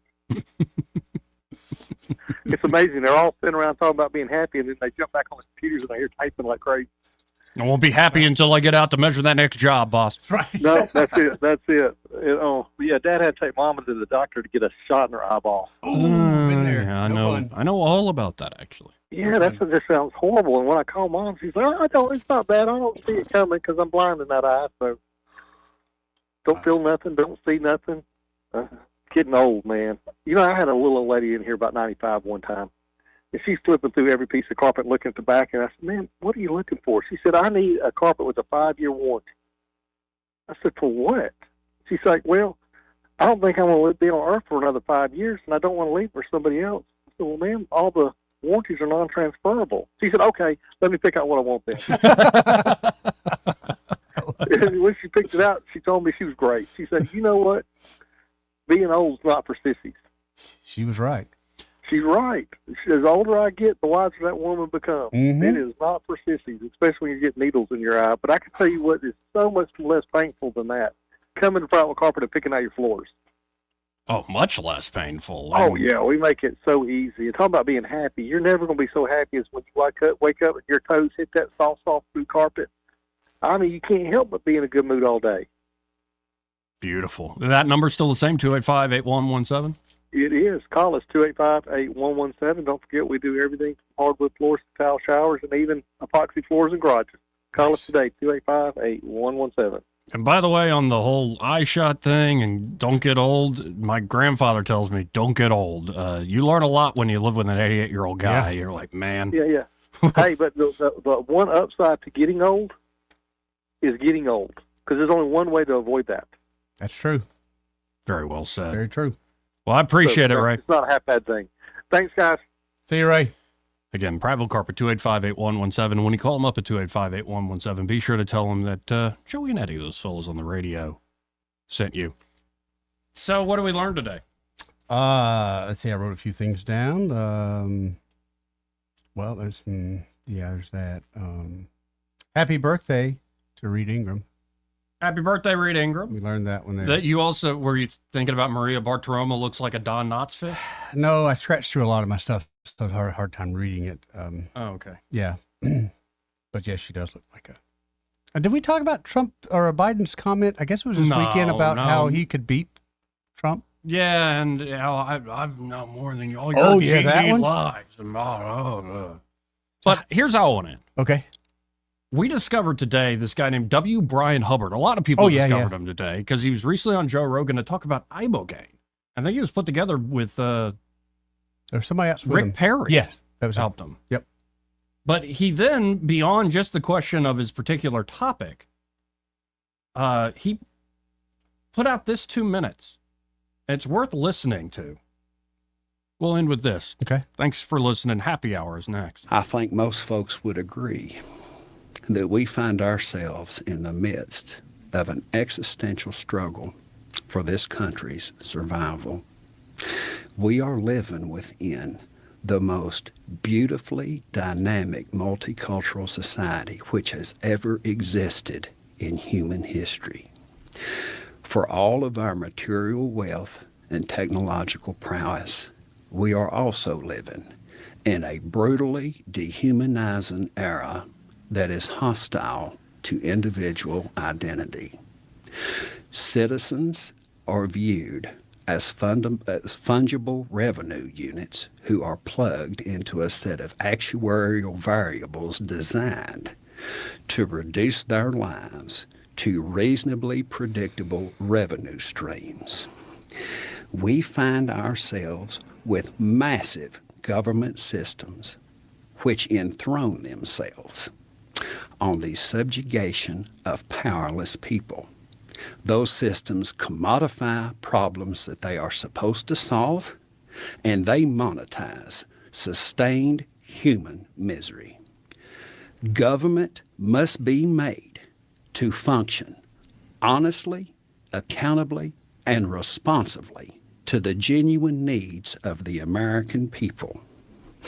Because if it does not, our society will inevitably collapse beneath the enormity of its corrupt decrepitudes. This is going to require a shift in social consciousness that is rooted in our universal kinship as images of an eternal creator whose essence is almighty, unconditional love for all of us. Broadcasting from the Riverside Chevrolet Master Control Center, this is WACV Cusada, News Talk 90.